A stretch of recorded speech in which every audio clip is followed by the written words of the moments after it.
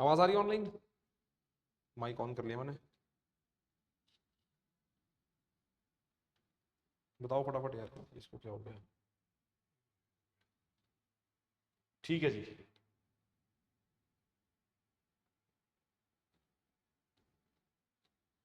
हाँ जी, ऑफलाइन को डाउट किसी को? ऑनलाइन को डाउट?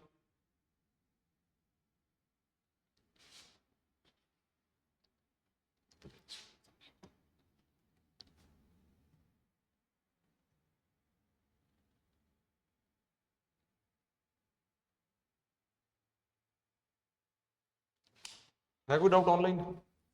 ये पता नहीं चल क्यों नहीं रहा है।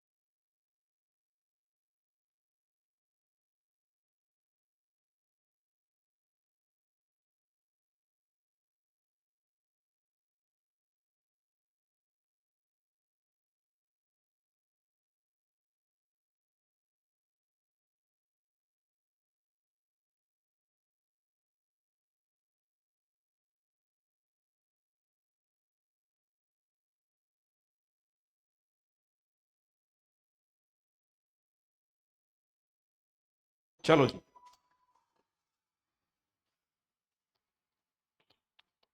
16.4 समझा दो। मैं बता देता हूँ 16.4 बेसिकली बेटा बात कर रहा है about reservation policy, reservation policy in the public employment. ठीक है, 16.4 जो है वो reservation policy in public employment की बेसिक बात करता है। ठीक है, वो क्या बात करता है? वो ये बोलता है कि यार जो पब्लिक एम्प्लॉयमेंट में सोशली और एजुकेशनली बैकवर्ड क्लासेस हैं, जो पब्लिक एम्प्लॉयमेंट में सोशली और एजुकेशनली बैकवर्ड क्लासेस हैं वो, और उसके साथ if anyone is inadequately represented in services, then they can be given reservation benefit in the state, then they can be given reservation benefit in the public employment। ठीक है, तो वो इसी चीज की मेजरली बात करता है। इसके अलावा तो बाकी वो कहानी आपकी प्रीलिम्स पॉइंट ऑफ व्यू से इंपॉर्टेंट ही नहीं है। उसमें और क्या डाउट है वो मेरे को बता दो एक बार, जो अगर आपको जो नहीं समझ आया वो मैं समझा देता हूँ।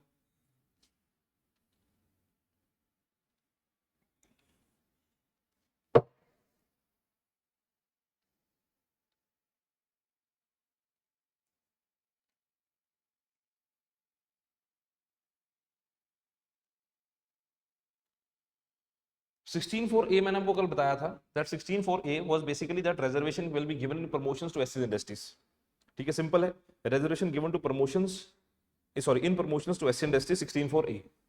16.4 बी जो है वो कैरी फॉरवर्ड पॉलिसी की बात करता है और कॉन्सिक्वेंशियल सीनियरिटी, कि अगर कोई रिजर्व सीट पिछले साल खाली रह जाती है, थैंक यू, अगर कोई रिजर्व सीट पिछले साल खाली रह जाती है तो वो अगले साल जो है वो कैरी फॉरवर्ड हो सकती है। ठीक है, अगर कोई रिजर्व सीट खाली रह जाती है तो अगले साल के लिए कैरी फॉरवर्ड हो सकती है, उसको बोलते हैं कैरी फॉरवर्ड पॉलिसी। ठीक है, और कॉन्सिक्वेंशियल सीनियरिटी का मैंने आपको बताया था कल भी कि अगर पहले प्रमोशन हो जाती है on the basis of reservation in promotion, अगर पहले प्रमोशन हो जाती है तो चाहे आप जूनियर भी हो you will become the senior. तो ये है आपका 16.4 16.4 बी। ठीक है, चलो, तो हम लोगों ने कल आर्टिकल 20 तक करा था, अब बात करते हैं आर्टिकल 21 की। So when we talk about article 21 of the Indian constitution, so article 21 of the Indian constitution basically talks about what is known as the article right to life and personal liberty. ठीक है, right to life and personal liberty है जो उसकी बात करता है article 21 of the Indian constitution. Article 21 बोलता है that no person shall be deprived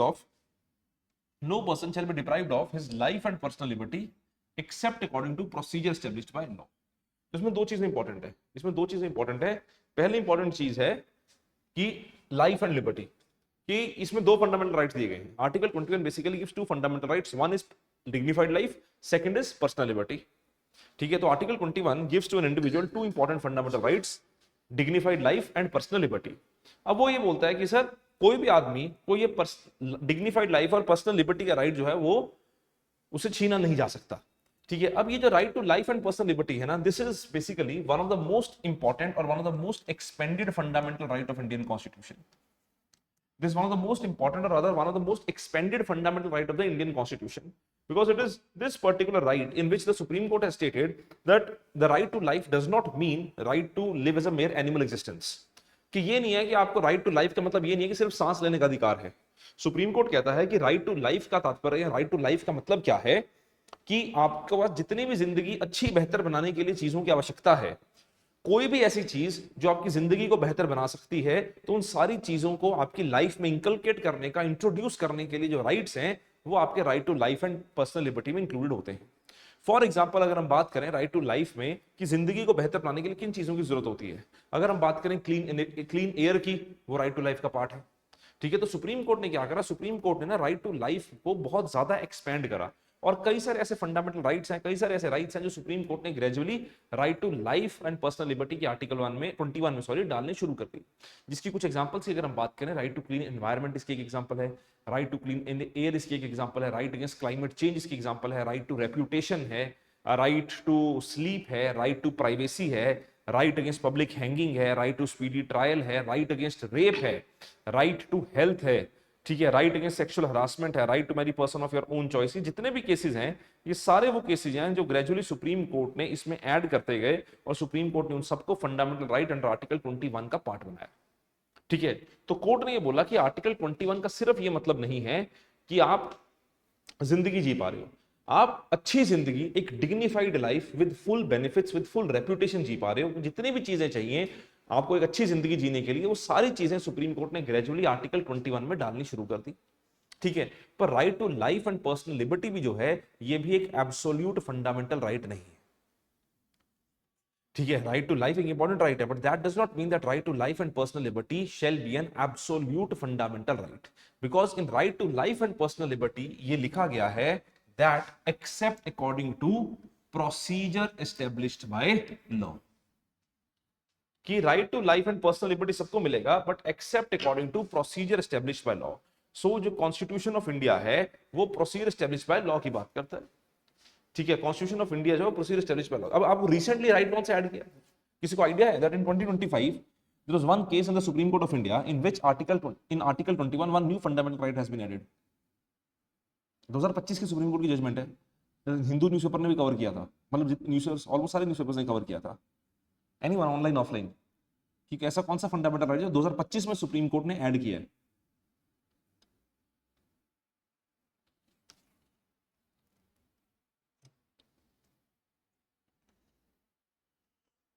आता है ऑफलाइन, ऑनलाइन आता है आपको? ऑनलाइन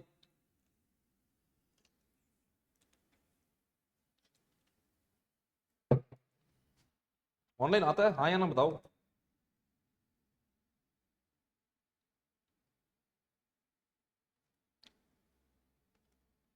नहीं, right sorry right to access to proper sanitation, right to access ACCESS, right to access to proper sanitation, ये supreme court ने 2025 में आर्टिकल 21 में ऐड किया है. 2025 में सुप्रीम कोर्ट ने ये ऐड किया है, right to access to proper sanitation, ACCESS, access to proper sanitation has been added as a fundamental right under article 21. ठीक है, कि जैसे फॉर एग्जांपल पब्लिक प्लेसेस होते हैं, रेस्टोरेंट्स वगैरह हैं, होटल्स वगैरह हैं, सो इसमें स्पेशली ना विमेन के लिए मेजरली बात चल रही थी इस केस में, कि जो सैनिटेशन फैसिलिटीज होती हैं, वॉशरूम्स होते हैं, टॉयलेट्स होते हैं, इनको डिनाई नहीं किया जा सकता. ठीक है, कि फॉर एग्जांपल आप किसी पब्लिक प्लेस पे, ठीक है, and you have to go to the washroom, right, and if you can not find any public washroom in the vicinity, then you cannot be denied by a restaurant, by a hotel to use their facilities. ये supreme court ने इस case में कहा है. ठीक है, कि ये नहीं है कि जब तक आप पैसे नहीं दोगे, आप खरीद नहीं रहे, तब तक आपको अलाउ नहीं किया जाएगा. नहीं, कोर्ट कहता है एक्सेस टू प्रॉपर सैनिटेशन, भैया पब्लिक प्लेस है. ठीक है, पब्लिक प्लेस है, तो अगर किसी को फैसिलिटी चाहिए, so they are free to go to any restaurant, any public place and use that public facility. ठीक है, ये तो इस चीज में सुप्रीम कोर्ट, तभी मैं बोल रहा था सुप्रीम कोर्ट लगातार इसको एक्सपैंड करता जाता है. ठीक है, और उसी एक्सपेंशन का एक हिस्सा जो है वो प्रोसीजर एस्टेब्लिश्ड बाय सॉरी आपका ये access to public proper sanitation का पार्ट है. ठीक है, तो अगर अपन लोग आगे बात करें, देखें कि प्रोसीजर एस्टेब्लिश्ड बाय लॉ, तो article 21 of the Indian constitution still mentions only the concept of procedure established by law. अब प्रोसीजर एस्टेब्लिश्ड बाय लॉ होता क्या है? प्रोसीजर एस्टेब्लिश्ड बाय लॉ जो है, इसका जन्म जो है वो ब्रिटेन में हुआ. और भारत के संविधान ने इसको इंक्लूड किया अपने कॉन्स्टिट्यूशन में, inspired by the Japanese constitution. ठीक है, तो ये दो अलग अलग चीजें, originated in Britain, India borrowed it from Japanese constitution. तो जो आपको कॉन्स्टिट्यूशन वाले मैंने नोट्स दिए हुए पहले हमने डिस्कस भी किया था, उसमें भी हमने लिखा हुआ है, पर फिर भी आप यहां पे भी लिख लेना कि बोरोड इन इंडिया और borrowed from Japanese constitution, borrowed from Japanese constitution, borrowed from Japanese constitution.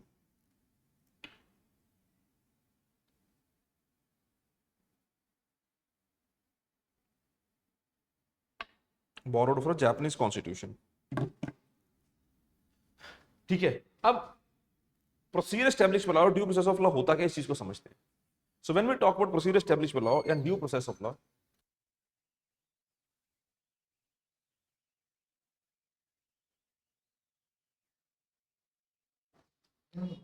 ठीक है, procedure establish by law, due process of law की अगर हम बात करें तो प्रोसीजर एस्टैब्लिश बाय लॉ का मतलब क्या होता है। देखो, प्रोसीजर एस्टैब्लिश बाय लॉ का बिल्कुल सिंपल मतलब है, प्रोसीजर एस्टैब्लिश बाय लॉ का बिल्कुल सिंपल मतलब है, वो सिंपल मतलब क्या है कि जो प्रोसीजर या जो प्रोविजन, जो प्रावधान एक कानून बनाए।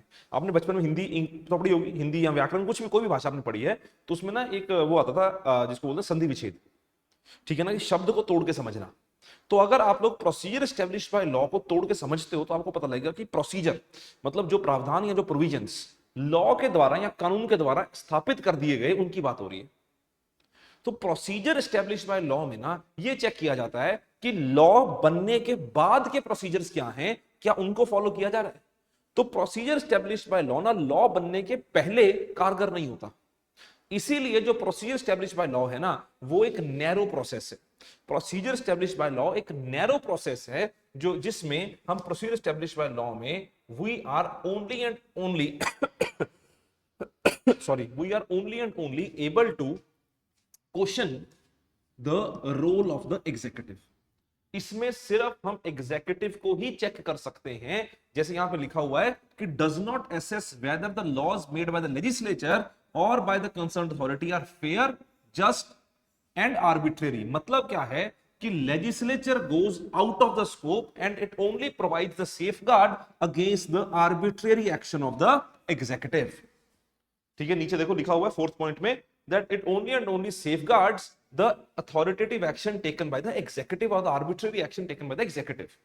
तो प्रोसीजर एस्टैब्लिश्ड बाय लॉ जो है, इसमें बात क्या की जाती है कि लॉ बन गया, ठीक है, कि सपोज करो कानून बन गया, कि लेट सपोज कि आपने देखा कि सीबीआई ईडी वगैरह लोगों को अरेस्ट करने घर पे आती है, ठीक है। अब ना अगर सीबीआई ईडी ने के लिए कानून बनाया गया कि सर वो अरेस्ट कर सकती है, अब प्रोसीजर एस्टैब्लिश्ड बाय लॉ में क्या चेक किया जाता है कि कानून बन गया, अरेस्ट करने जा रही है, क्या अरेस्ट करने में प्रोसीजर सारे फॉलो किए गए, ठीक है, और उनको ये अरेस्ट करने की पावर दी किसने, क्या ये पावर एक लेजिटिमेट अथॉरिटी ने दी, ठीक है, क्या ये पावर लेजिटिमेट अथॉरिटी ने दी। तो पहली चीज ये आती है कि आप चेक करते हो कि यार इनके पास क्या एक्शन लेने की पावर है। अगर उनके पास वो एक्शन लेने की पावर है, फिर आप दूसरे पॉइंट पे जाते हो। वो दूसरा पॉइंट क्या है कि क्या वो पावर उनको किसी सही अथॉरिटी ने डेलीगेट की। अगर वो भी दोनों सही हैं, फिर आप देखते हो कि क्या उन्होंने वो पावर सही तरीके से एग्जीक्यूट की, यूटिलाइज करी। तो प्रोसीजर एस्टैब्लिश बाय लॉ में आप तीन चीजें चेक करते हो। पहला कि क्या एग्जीक्यूटिव के पास वो पावर थी, दूसरा क्या एग्जीक्यूटिव को पावर वो एक किस लेजिटिमेट अथॉरिटी ने दी, और तीसरा क्या उन्होंने पावर को सही तरीके से एग्जीक्यूट किया। तो आप इन तीन चीजों को चेक करते हो। तो मोटी मोटी बात क्या है कि आप किसको चेक कर रहे हो, सिर्फ और सिर्फ एग्जीक्यूटिव को। आपने ये नहीं चेक किया कि वो पावर बनाई क्यों गई, आपने ये भी चेक नहीं किया कि लेजिस्लेचर के पास वो पावर, लेजिस्लेचर ने वो लॉ बनाया क्यों, ठीक है। तो आप किसी भी चीज को चेक नहीं कर रहे हो कि लेजिस्लेचर ने वो लॉ क्यों बनाया या लेजिस्लेचर की पावर क्या थी, आप किसी भी चीज में ध्यान नहीं दे रहे हो। You are only and only focused about the understanding of the role of the executive. तो प्रोसीजर एस्टैब्लिश्ड बाय लॉ का जो कॉन्सेप्ट है, प्रोसीजर एस्टैब्लिश्ड बाय लॉ का जो कॉन्सेप्ट है, that concept of procedure established by law is a very narrow concept which only and only focuses upon the functioning of the executive. तो Maneka Gandhi case 1978 में supreme court ने इस चीज को expand किया। मेनका गांधी केस 1978 में जब कोर्ट के सामने केस आया तो supreme court basically expanded this particular idea and supreme court added the concept of due process of law in the Maneka Gandhi case 1978। तो सुप्रीम कोर्ट ने मेनका गांधी केस 1978 में supreme court went for the wider interpretation of article 21 of the Indian constitution.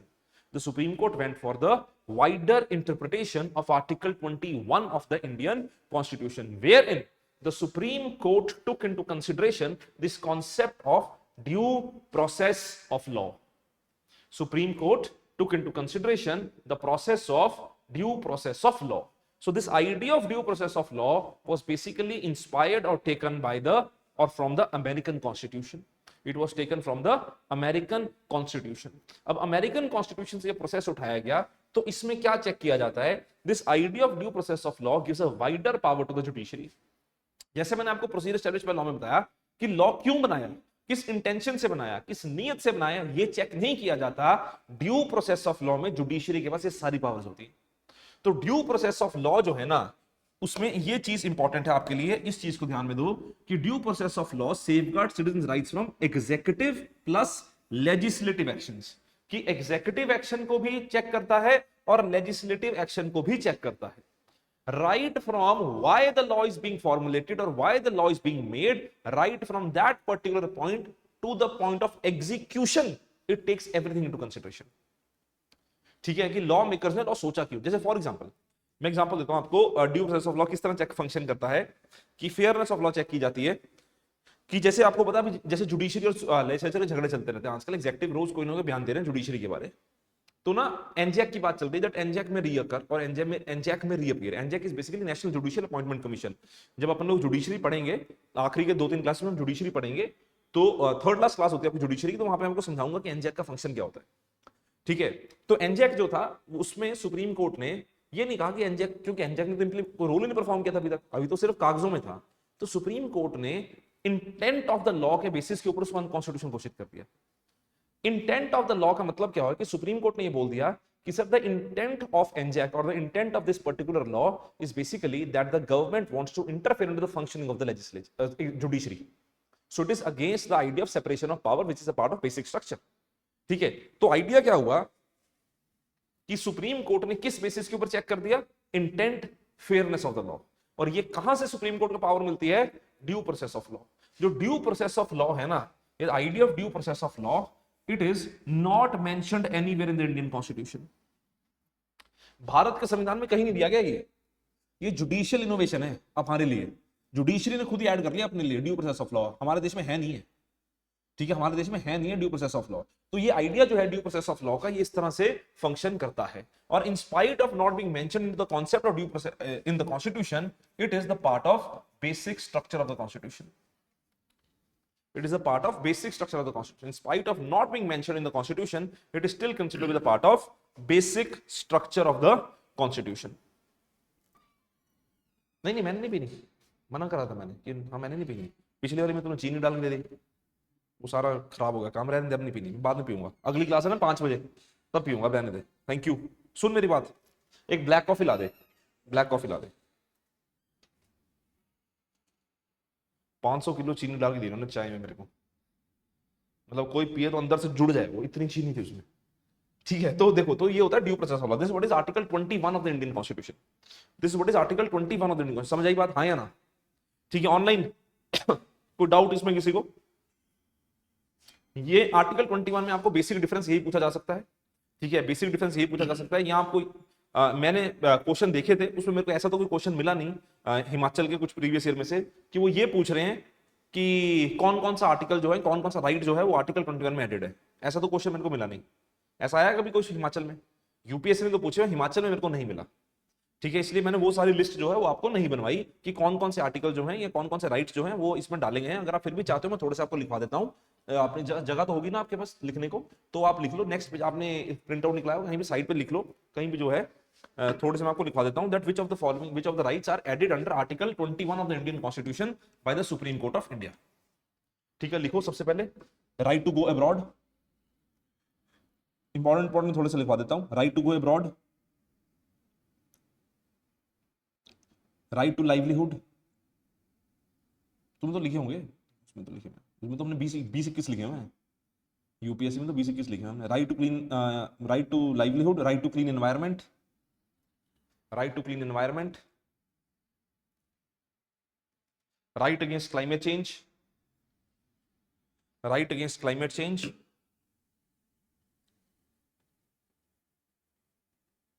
right to privacy, right to privacy, right to marry person of your own choice, right to marry person of your own choice,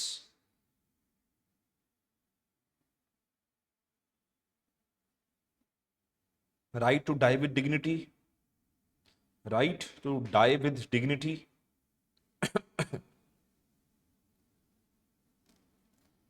access to proper sanitation, access to proper sanitation,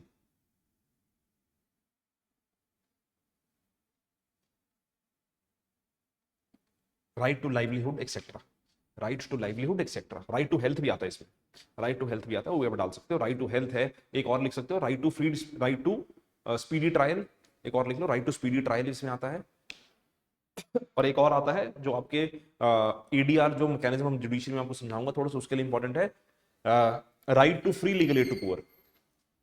thank you, मैंने मना किया था आपको, बोला था मैंने, right to free legal aid to poor, right to free legal aid to poor. ठीक है जी, तो ये आपका आर्टिकल 21। ऑनलाइन कोई डाउट है तो बता दो, नहीं तो नो लिख दो फटाफट ऑनलाइन। आपके पेपर की डेट तो नहीं आई ना अभी, कब तक होने की उम्मीद है वैसे? तूने बड़ी स्पेसिफिक डेट बनाई है, तेरी बातचीत चल रही है किसी के साथ? पिछले 30, पिछली बार नोटिफिकेशन इसी टाइम पे आई थी ना, इसी टाइम पे आई थी, उससे पिछली बार लेट हुआ था।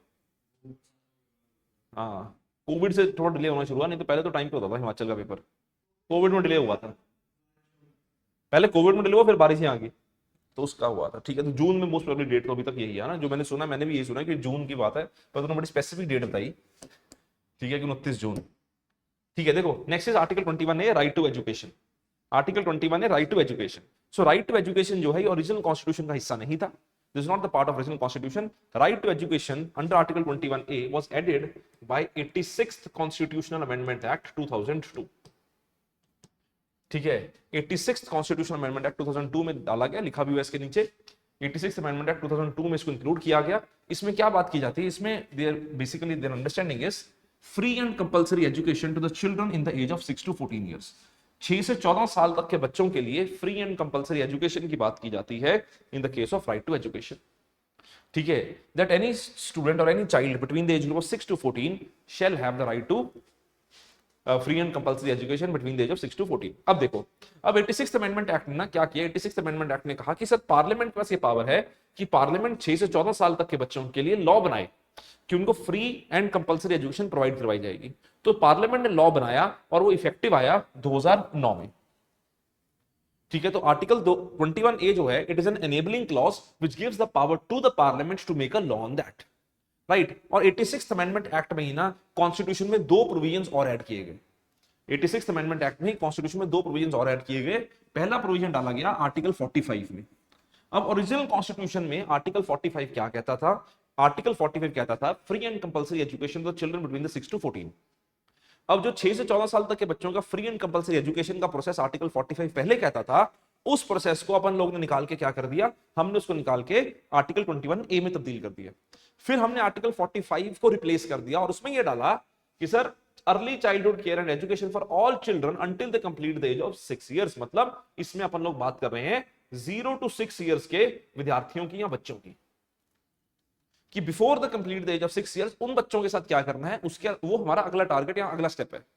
दूसरी बात आई, added a new fundamental duty opportunities for education to his child or award between the age of 6 to 14। इसमें क्या कहा गया, इसमें ये कहा गया कि जो पेरेंट्स या गार्डियंस हैं उनकी भी रिस्पॉन्सिबिलिटी है कि वो अपने बच्चों को स्कूल भेजें 6 से 14 साल तक के बच्चों को। तो ये जो था फंडामेंटल ड्यूटी ऐड की गई, फंडामेंटल ड्यूटी 51A के, ठीक है, 51A स्मॉल के, ऑब्वियसली क्लॉज के जो है वो डाला गया एज अ फंडामेंटल ड्यूटी। ठीक है जी, तो ये है आपका जिसको बोलते हैं article 21A of the Indian constitution. Next is article 22। अब आर्टिकल 22 जो है ना, it basically gives the protection against arrest and detention. It basically gives the protection against prevent and against arrest and detention. अब देखो sir, अब क्या है, ये protection against arrest and detention देता है, तो इसका मतलब ये नहीं है कि आपको अरेस्ट होने का अधिकार, कि अरेस्ट ना उसका अधिकार दे रहा है। इस बात को ध्यान में रखना that article 22 does not give a right against arrest. ये क्या बोलता है, ये बोलता है जब आप अरेस्ट हो गए उसके बाद क्या, भैया वो लॉ वायलेट करोगे तो अरेस्ट तो होगे, ऐसा तो हो नहीं सकता कि लॉ वायलेट करो पनिशमेंट ना मिले, लॉ वायलेट करोगे पनिशमेंट तो मिलेगी, पर अगर आपको अरेस्ट किया जा रहा है या डिटेन किया जा रहा है तो उस समय के ऊपर भी या उसके बावजूद भी आपके कुछ कानून या आपके कुछ अधिकार होंगे, ये उन अधिकारों की बात कर रहा है। ठीक है, तो आर्टिकल 22 दो प्रकार की डिटेंशन या अरेस्ट की बात करता है। पहले प्रकार की अरेस्ट और डिटेंशन की वो बात करता है जिसको हम लोग बोलते हैं प्रिवेंटिव डिटेंशन, और दूसरा होता है जिसको अपन लोग बोलते हैं प्यूनिटिव डिटेंशन। प्यूनिटिव डिटेंशन एक होता है प्रिवेंटिव डिटेंशन, एक होता है प्यूनिटिव डिटेंशन। अब प्रिवेंटिव डिटेंशन और प्यूनिटिव डिटेंशन में अंतर क्या होता है, इस चीज को समझते हैं। तो जब हम प्यूनिटिव डिटेंशन की बात करते हैं, when we talk about punitive detention, तो प्यूनिटिव डिटेंशन का मतलब होता है कि it comes into action after you have committed the crime. Punitive detention होता है that after you have committed a crime, कि जब आपने क्राइम कमिट कर दिया उसके बाद की बात होती है प्यूनिटिव डिटेंशन। ठीक है, और प्रिवेंटिव डिटेंशन क्या होता है कि अभी आपने क्राइम नहीं कमिट किया, उससे पहले आपको धर लिया, उससे पहले आपको डिटेन कर लिया, उस चीज में हम बात करते हैं प्रिवेंटिव डिटेंशन की। ठीक है, और आर्टिकल 22 में प्यूनिटिव और प्रिवेंटिव डिटेंशन के जो राइट्स हैं उन दोनों में अंतर होता है। प्यूनिटिव डिटेंशन में आपको क्या राइट्स मिलते हैं, प्रिवेंटिव डिटेंशन में आपको क्या राइट्स मिलते हैं, इन दोनों में बड़ा ही इंपॉर्टेंट डिफरेंस होता है। तो अगर हम बात करें प्यूनिटिव और प्रिवेंटिव डिटेंशन की, अगर हम बात करें प्यूनिटिव और प्रिवेंटिव डिटेंशन की, कहां गया डिटेंशन, अच्छा ये रहा, प्रिवेंटिव डिटेंशन दिया, प्यूनिटिव डिटेंशन के राइट्स नहीं लिखे हुए। ठीक है, इसके नीचे ना आप लाइन मार के दो पॉइंट्स लिखो कि rights given under punitive detention, rights under punitive detention, rights under punitive detention. First, no person shall be arrested, no person shall be arrested without giving reason of arrest, without giving reason of arrest,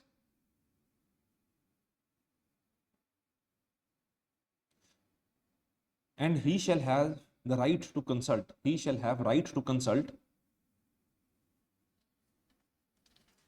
attorney of his own choice, attorney of his own choice, right to consult attorney of his own choice.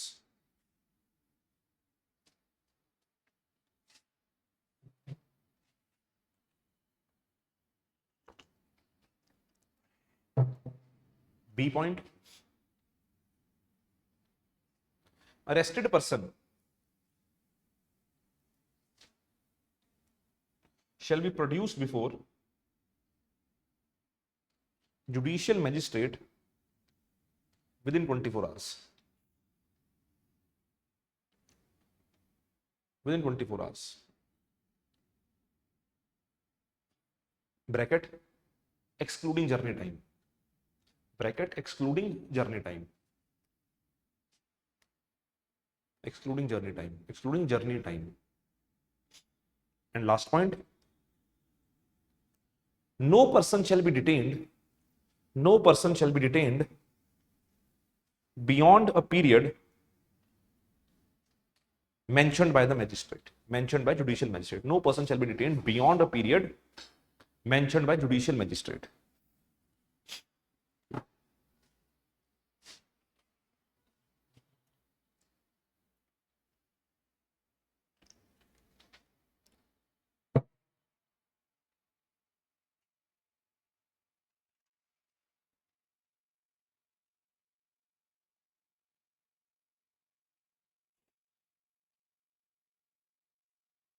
Beyond a period mentioned by the judicial magistrate. तो preventive tension, punitive tension का मतलब क्या हुआ, punitive tension तीन चीजों की बात कर रहा है। पहली चीज क्या है, प्यूनिटिव टेंशन में कहता है कि अगर आपने किसी को अरेस्ट करना है, डिटेन करना है, तो पुलिस अगर आपको अरेस्ट करने आ रही, डिटेन करने आ रही, तो पुलिस को आपको बताना पड़ेगा कि आपको अरेस्ट क्यों किया जा रहा है।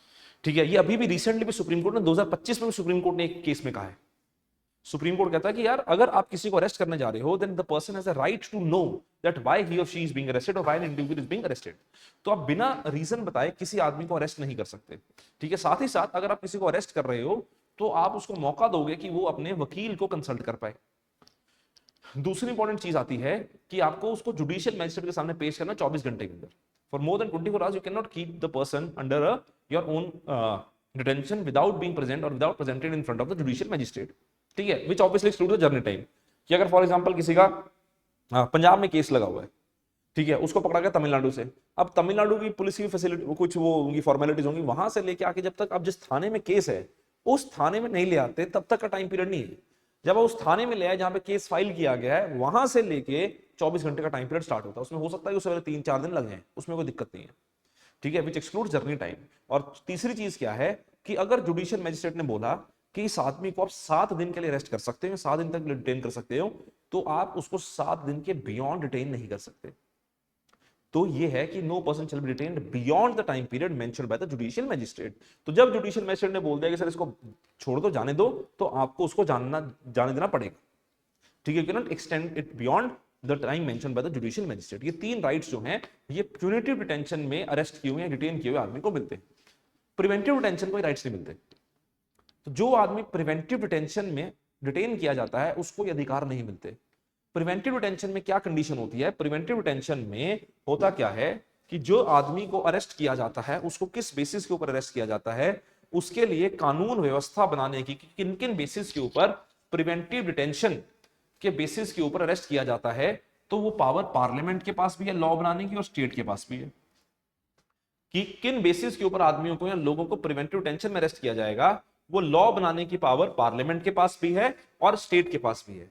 पर कुछ ऐसी स्पेसिफिक पावर्स हैं जो सिर्फ पार्लियामेंट के पास हैं, जैसे कि laws regarding national security, foreign policy, defence. अगर नेशनल सिक्योरिटी, फॉरेन पॉलिसी या डिफेंस के लिए कोई लॉ बनाना है, जैसे फॉर एग्जांपल भारत में बने हुए हैं एनएसए है, यूएपीए है, ये जितने भी हैं ये नेशनल सिक्योरिटी जैसी चीजों के लिए लॉज हैं। तो ये लॉ जो हैं ये पार्लियामेंट के द्वारा पारित हैं, ये पार्लियामेंट ने पास किए हुए। तो अगर इनके अधीन किसी आदमी को अरेस्ट किया जाता है तो वो क्या होता है, उसमें हम अपन बात करते हैं in the case of parliamentary laws. State के पास पावर होती है लॉज बनाने की in the case of maintenance of public order, पर उसके ऊपर पार्लियामेंट भी लॉ बना सकता है, स्टेट भी लॉ बना सकता है। ठीक है, और अगर किसी बंदे को प्रिवेंटिव डिटेंशन में अरेस्ट कर लिया जाता है, अगर किसी आदमी को प्रिवेंटिव डिटेंशन में डिटेन कर लिया जाता है, if an individual is detained under preventive detention, तो that person can be kept in detention for 3 months। 3 महीने तक उसको अपने पास रखा जा सकता है। उस 3 महीने के बाद उसको पेश किया जाता है एक एडवाइजरी बोर्ड के सामने। उसके बाद उसको ले जाते हैं एक एडवाइजरी बोर्ड के सामने। तो वो एडवाइजरी बोर्ड देखता है कि उसको कंटिन्यू करवाना है कि नहीं करवाना है। और ये जो एडवाइजरी बोर्ड होता है ना, इसमें जजेस होते हैं। ठीक है, जजेस या फिर the persons who are qualified to be जजेस ऑफ हाई कोर्ट। ठीक है, देयर आर जजेस और the person who is qualified to be the जज ऑफ हाई कोर्ट, वही होते हैं इसमें एडवाइजरी बोर्ड में। तो वो होते हैं और उसके बाद फिर मैटर जो है वो डिसाइड किया जाता है। अगर उसको कहते हैं कि रख लो आगे तो उसकी प्रिवेंटिव डिटेंशन कंटिन्यू की जा सकती है। तो 3 महीने का टाइम पीरियड है। 44th अमेंडमेंट एक्ट ने इस टाइम पीरियड को रिड्यूस करने की बात की थी। 44th अमेंडमेंट एक्ट ने कहा था 1978 में कि इस टाइम पीरियड को रिड्यूस कर दिया जाए फ्रॉम 3 months to 2 months, पर अभी भी इंप्लीमेंट नहीं हुआ। It has yet not been implemented, so the present time period is still 3 months. Right? The present time period is still 3 months. ठीक है जी, तो ये है आपका article 22 of the Indian constitution. कोई डाउट इसमें? ठीक है जी, इसके बाद आता है article 23 and 24 which is basically right against exploitation. Right against exploitation is article 23-24. Right against exploitation is article 23-24. तो इसमें सबसे पहले अपन बात करते हैं आर्टिकल 23 की। आर्टिकल 23 बात करता है protection of traffic in human beings and forced labour, कि किसी भी तरह की फोर्स्ड लेबर या किसी भी तरह की ह्यूमन ट्रैफिकिंग अलाउड नहीं। ठीक है, that it is available against both state and private individuals. मतलब क्या है कि ये भी एक स्पेशल राइट है जो आपको प्राइवेट इंडिविजुअल्स के विरुद्ध भी मिलता है। कि मतलब क्या है कि private individuals can also not go for force labour and human trafficking. ठीक है, क्योंकि सिटीजन ऑफ इंडिया भी किसी और को या कोई भी इंडिविजुअल भारत में, रादर सिटीजन में कोई भी इंडिविजुअल भारत में किसी और को फोर्स लेबर में या ह्यूमन ट्रैफिकिंग में या बॉन्डेड लेबर वगैरह एक्स्ट्रा में एक्सेट्रा में किसी में भी फोर्स नहीं कर सकता। ठीक है, बाकी देखो ना, बाकी जितने भी राइट्स हमने पढ़े हैं सारे राइट्स हमें स्टेट के विरुद्ध मिलते हैं, मेजर राइट्स स्टेट के विरुद्ध मिलते हैं। अभी तक हमने 3 ऐसे एक्सेप्शंस पढ़े हैं which are given against the state and the individual both, वो एक्सेप्शंस है। तो अगर आपको पेपर में आ जाता है ना that fundamental rights are given against the state, तो आंसर यस है, क्योंकि ये 3 एक्सेप्शंस हैं। पहली एक्सेप्शन हमने पढ़ी थी 15 क्लॉज 2 पहली एक्सेप्शन, दूसरी एक्सेप्शन हमने पढ़ी थी आर्टिकल 17 और तीसरी एक्सेप्शन है आर्टिकल 23 क्लॉज 1। ठीक है, तीसरी एक्सेप्शन है आर्टिकल 23 क्लॉज 1। ठीक है, ये आर्टिकल 23 जो है ये तीसरी एक्सेप्शन है। तो ये जो है ये आपको किसी को भी फोर्स नहीं कर सकते आप, any form of human trafficking and force labour. ठीक है, ह्यूमन ट्रैफिकिंग आप समझते हो, ठीक है, you understand human trafficking, that is sale and purchase of humans. Human trafficking का मतलब होता है sale and purchase of humans. That does not mean that sex work is illegal in India, इस चीज को भी ध्यान रखना। Human trafficking does not mean that sex work is illegal. ठीक है, प्रोस्टिट्यूशन और pimping is illegal if an individual is willfully partaking or participating in sex work, then it is not a illegal, that is not a crime. It is a profession. It is a profession, the oldest profession of the world, and has been duly recognized by the honorable Supreme Court of India. ठीक है, तो यहां पे confusion होती है लोगों को, इसलिए ध्यान रखना कि ट्रैफिकिंग इलीगल है, सेक्स वर्क इलीगल नहीं है। तो 23 जो है वो इस चीज की बात कर रहा है।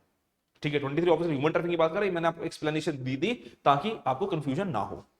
ठीक है, अब इसमें आप किसी भी तरह का फोर्स लेबर या बेगार वगैरह कुछ नहीं परफॉर्म करवा सकते, पर इसमें एक एक्सेप्शन होती है। वो एक्सेप्शन क्या है? ये एक्सेप्शन दी हुई है भारत के संविधान के आर्टिकल 23 क्लॉज 2 में। आर्टिकल 23 क्लॉज 2 एक्सेप्शन की बात करता है। वो एक्सेप्शन क्या है आर्टिकल 23 क्लॉज 2 में? That state can impose compulsory service for public purposes.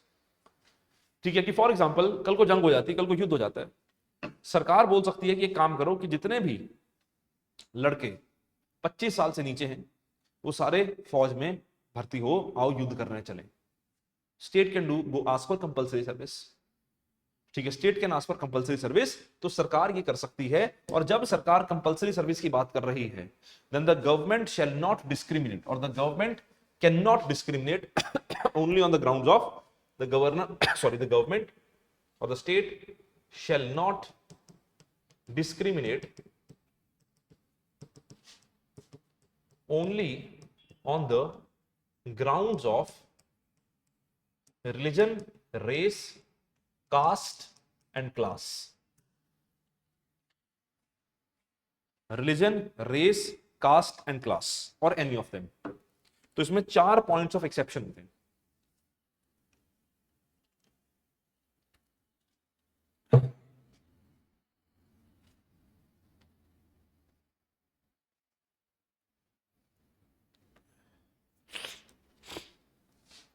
ठीक है, रिलीजन, रेस, कास्ट और क्लास। तभी मैंने बोला कि 25 साल के नीचे के लड़के, तो sex can be a ground for discrimination. Religion, race, caste and class. Class is primarily economic, कि चाहे भारत का सबसे अमीर आदमी हो, उसका भी बच्चा अगर 18 से 25 साल की उम्र में लड़का है और भारत सरकार ने बोल दिया कि 18 से 25 साल की उम्र में जितने भी लड़के हैं वो सारे फौज में भर्ती होंगे, तो सबको होना पड़ेगा, चाहे फिर वो भारत के सबसे अमीर या भारत के सबसे गरीब आदमी का बच्चा हो। ठीक है, तभी इन्होंने लिखा race, religion, caste and class or any of them. ठीक है, तो स्टेट आपसे कंपलसरी सर्विस करवा सकती है, चाहे फिर वो मिलिट्री सर्विस हो या फिर कोई भी प्रकार की सोशल सर्विस हो, स्टेट आपसे किसी भी प्रकार की सोशल सर्विस या मिलिट्री सर्विस करवा सकती है। ठीक है, और उसमें पैसे कितने देना वो स्टेट डिसाइड करेगी। ये नहीं है कि आप बोलोगे सर हम तो काम करेंगे इतने पैसों में करेंगे, नहीं सर, स्टेट डिसाइड करेगी कितने पैसे मिलने। ठीक है, तो this is what is article 23 clause 2 of the Indian constitution. Right, next is article 24। Article 24 basically talks about prohibition of employment of children in the factories. ठीक है, कि जो बच्चे हैं उनको फैक्ट्रीज में काम ना करना पड़े, इस चीज की बात करते हैं। और ये बोलते हैं that the children below the age of 14, ये लिखा हुआ है, children below the age of 14 are prohibited to work in hazardous industries, factories or mines etcetera. कि जो हैजार्डस इंडस्ट्रीज होती हैं उसमें 14 साल से नीचे के बच्चे काम नहीं कर सकते। Right, the children below the age of 14 can not work in the hazardous industries below the age of 14, ये आर्टिकल 24 कहता है। ठीक है, अब इस आर्टिकल 24 में ना, आर्टिकल 24 यही कहता है, पर इसकी इंप्लीमेंटेशन में जो कानून बनाया हुआ है चाइल्ड लेबर प्रोहिबिशन एक्ट। ठीक है, चाइल्ड लेबर प्रोहिबिशन एक्ट 1986 का कानून है, उसमें 2016 में संशोधन किया गया, अमेंडमेंट की गई, तो उसमें यह कह दिया गया है अब के समय पे चाइल्ड लेबर प्रोहिबिशन एक्ट में that the children below the age of 14 can not work anywhere, वो हैजार्डस नॉन हैजार्डस कहीं भी काम नहीं कर सकते। उसमें कुछ एक्सेप्शंस दे रखी है। एक्सेप्शंस क्या हैं? Family business, farms, sports except circus and audio visual industry. क्योंकि ना अब क्या था कि एक तरफ इस पे कॉन्ट्राडिक्शन ये उठाई गई कि एक तरफ आप बोल रहे हो कि 14 साल से नीचे के जो बच्चे हैं वो नॉन हैजार्डस इंडस्ट्रीज में काम कर सकते हैं, ठीक है। मतलब क्या है कि they can go for any harmless or innocent work. तो मतलब क्या है कि you are allowing them to work in non hazardous industry. तो एक तरफ आप बोल रहे हो कि वो काम कर सकते हैं, एटलीस्ट नॉन हैजार्डस में काम कर सकते हैं, और दूसरी तरफ आप आर्टिकल 21A में बोल रहे हो कि स्कूल जाओ। कॉन्ट्रडिक्शन होगी ना कि वो बेचारे काम करें स्कूल जाएं। तो उन दोनों को इन लाइन या सिंक्रोनाइजेशन में लाने के लिए चाइल्ड लेबर प्रोहिबिशन एक्ट में अमेंडमेंट की गई थी 2016 में, ठीक है। तो आज के समय के ऊपर जो बच्चे हैं वो कहीं काम नहीं कर सकते सिवाय 4 इंडस्ट्रीज के: audio visual industry, sports except circus, family business and farms. वो भी 2 बजे के बाद करते हैं, मतलब आफ्टर स्कूल टाइम। ये लिखा गया है उसमें that they can work only after school time, कि अगर किसी के पिताजी की चाय की टपरी है तो उस पर अगर उन्होंने अपने पिताजी की मदद करवानी है तो स्कूल टाइम के बाद करवाए, पहले नहीं, ठीक है। तो ये जो चीज है ये लिखी गई है आपके चाइल्ड लेबर प्रोहिबिशन एक्ट में 2016 में, सॉरी 1986 में, अमेंडमेंट ऑफ 2016 में, राइट। इसके बाद आते हैं आपके अगले 3 fundamental right, which is basically right to freedom of religion, article 25, 26, 27 और 28, सॉरी 4 फंडामेंटल राइट, आर्टिकल 25 से 28, ठीक है, जिसकी major classification right to freedom of religion. तो इसमें सबसे पहले अपन बात करते हैं article 25, freedom of conscience and freedom of profession, practice and propagation of religion.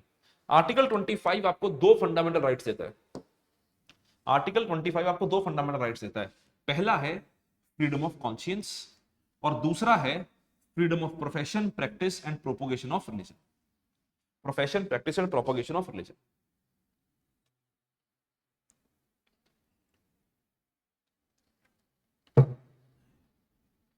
ठीक है जी। तो ये आपको 2 फंडामेंटल राइट्स देता है, freedom of conscience and freedom of free profession, practice, propagation of religion, ठीक है। दोनों फंडामेंटल राइट्स जो हैं आपको मिलते हैं आर्टिकल 25 के अधीन। अब फ्रीडम ऑफ कॉन्शियंस क्या होता है? फ्रीडम ऑफ कॉन्शियंस का मतलब है कि आपका क्या मानना है, what is your belief system, ठीक है। What is your belief, it is basically internal right. Freedom of conscience basically internal right कि what is your belief, what do you want to agree, what you want to disagree upon. So article 25 जो है ना वो right to conscious या freedom of conscious देता है, जिसमें ये बात करता है कि आपका मानना क्या है, what do you want to agree and what do you accept, that is what is the idea of freedom of conscious, ठीक है। इसमें नीचे भी दिया हुआ है, अच्छा ये तो रिसेंट जो केस आया था, ठीक है। तो फ्रीडम ऑफ कॉन्शियंस बेसिकली आपको बोलता है that what is your belief system. देखो आर्टिकल 25 ना भारत के संविधान में जो फंडामेंटल राइट्स की बात होती है तो आर्टिकल 25 ऐसा फंडामेंटल राइट है which basically starts with an exception. बाकी फंडामेंटल राइट्स होते हैं ना, मेजरली फंडामेंटल राइट्स जो होते हैं वो सारे आपके राइट से स्टार्ट होते हैं, एक्सेप्शन से स्टार्ट होता है। ये कहता है कि right to freedom of religion है, एक्सेप्ट पहले ये बात करता है कि रिस्ट्रिक्शन क्या है, एक्सेप्शन है पब्लिक ऑर्डर, मोरालिटी, हेल्थ।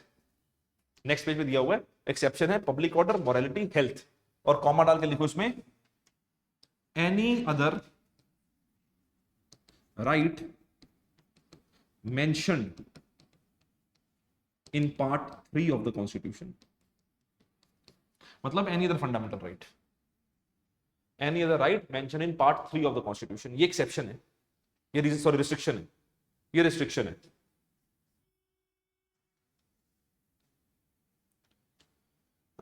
ठीक है जी। तो अगर हम बात करें कि राइट टू कॉन्शियंस क्या होता है, फ्रीडम ऑफ कॉन्शियंस क्या होता है, तो freedom of conscience basically talks about the internal belief और the internal belief of an individual, कि आप क्या मानते हो, आप क्या सोचते हो, उस चीज की बात होती है। That is what is freedom of conscience, that is what is freedom of conscience, ठीक है। दूसरी अगर हम बात करें freedom of profession, practice and propagation. Profession का मतलब क्या होता है, freedom of profession, right to profess का मतलब क्या होता है, right to profess basically means that you can spell out your religious beliefs openly, कि आप अपने धर्म पे या जो भी आपका विश्वास है उस चीजों को आप ओपनली किसी के सामने बोल सकते हो। That is what is right to profess, that is what is right to profess, that you can spell out your religious beliefs openly, that is the meaning of right to profess. Right to practice का मतलब क्या होता है, that you can follow your culture, follow the practices or follow the symbol of any religion that you follow or any belief that you follow. ठीक है, right to practice का मतलब क्या होता है कि जो आपका कल्चर है, जो आपका रिलीजन है, या जो भी आपके बिलीफ्स हैं, उसके कुछ सिंबल्स या प्रैक्टिसेस होती हैं, उन सिंबल्स या प्रैक्टिसेस को आप फ्रीली फॉलो कर सकते हो, उसको बोलते हैं राइट टू प्रैक्टिस। ठीक है, इसको बोलते हैं राइट टू प्रैक्टिस। जैसे for example Sikhs wearing turban, right to practice. और सिख को, जो सिख्स होते हैं, उनको जो एक्सेप्शन दे रखी है भारत के संविधान में, उनका राइट जो है ना, वो आर्टिकल 25 क्लॉज 2 में मेंशन किया हुआ है, ये अधिकार है उन्हें। ठीक है, तो प्रैक्टिस सिंपल, ये for example Hindus wearing Tilak, Sikhs wearing turban, ठीक है, प्रभात फेरी निकलती है, दिवाली सेलिब्रेट की जाती है, ये प्रैक्टिस है, ये सिंबल्स हैं, तो आप इसको प्रैक्टिस कर सकते हो। तो आर्टिकल 25 इन चीजों की बात करता है। प्रोपोगेशन में क्या होता है? प्रोपोगेशन में that you use your religion to influence, कि इससे लोग इन्फ्लुएंस होते हैं, कि आपने इतनी बढ़िया बातें करी कि लोग आपके धर्म से इन्फ्लुएंस हो गए, दैट इज प्रोपोगेशन। ठीक है, कि लोगों को इन्फ्लुएंस करने के लिए जरूरी नहीं है कि जब आप इन्फ्लुएंस करें तो आप उनको कन्वर्जन की तरफ लेके जा रहे हो। ठीक है, पर अगर कोई इतना इन्फ्लुएंस हो गया जो बोलते कि मैं धर्म परिवर्तन कर लूंगा, उसकी चॉइस है। ठीक है, right to convert is not a problem, it is my fundamental right. Because अगर मैं फॉर एग्जांपल, जैसे बाबा साहब अम्बेडकर थे, Baba Saheb was born a Hindu, right, but Baba Saheb did not die Hindu. ठीक है, उन्होंने लिखा था, उन्होंने कहा कि I am born as a Hindu but I shall not die as a Hindu. ठीक है, और जब बाबा साहब ने बात की ना, सारे धर्म पहुंचे उनके पास, सिख्स गए, इस्लाम गया, सारे धर्म पहुंचे उनके पास कि क्रिश्चियनिटी के आप हमारे धर्म में कन्वर्ट हो जाओ, क्योंकि बाबा साहब डॉक्टर अम्बेडकर, लाखों की तादाद की फैन फॉलोइंग उनकी। ठीक है, लोग भगवान मानते थे उन्हें, और आज भी मानते हैं लोग भगवान उन्हें। ठीक है, और उन्होंने काम ही ऐसा किया कि लोगों को भगवान मानना चाहिए उन्हें। मतलब आइडल वर्शिप तो नहीं है, मैं ये नहीं बोल रहा हूँ गॉड वर्शिप जैसा, वो तो उसके केस बाबा साहब खुद ही थे। भगवान का मतलब क्या है? आदर्श मानना चाहिए। ठीक है, उनको आदर्श मानना चाहिए, दैट ऐसी लाइफ जो है वो होनी चाहिए, आदर्श मानना चाहिए, जितने वो समझदार किस्म के व्यक्ति थे। तो बाबा साहब के पास सब गए, तो बाबा साहब ने बुद्धिज्म को चूज किया, he converted to Buddhism, right. क्यों? बिकॉज ही गॉट इन्फ्लुएंस और he got attracted to that idea, that he felt that this is the idea और this is the religion which is talking about equality और sense of equality prevails in this particular religion. ठीक है, sense of equality prevails in this particular religion, तो वो बात बाबा साहब ने करी। ठीक है, तो that means he converted into some other religion. तो राइट टू कन्वर्ट मेरा फंडामेंटल राइट है कि अगर मैं खुद कन्वर्ट होना चाहता हूं, पर अगर मैं किसी और को कन्वर्ट कर रहा हूं, वो अधिकार नहीं है।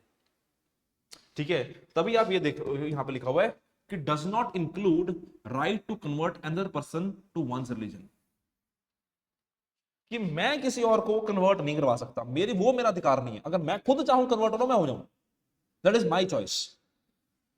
ठीक है ना, तो जब भी कोई आदमी भारत में कन्वर्ट होता है, धर्म परिवर्तन करता है, तो उसको एक एफिडेविट सबमिट करवाना पड़ता है, legal affidavit, notary tested affidavit होता है, मजिस्ट्रेट के सामने एफिडेविट जाता है, साइन होते हैं, स्टैंप लगती है। ठीक है, सरकार के पास जाता है, डीसी के पास जाता है कि भाई साहब मैं अपना धर्म परिवर्तित कर रहा हूं अपनी मर्जी के साथ, पूरे होशो हवास में, बिना किसी प्रेशर में आके मैं डिसीजन ले रहा हूं। क्यों? क्योंकि forceful conversion is not allowed in India.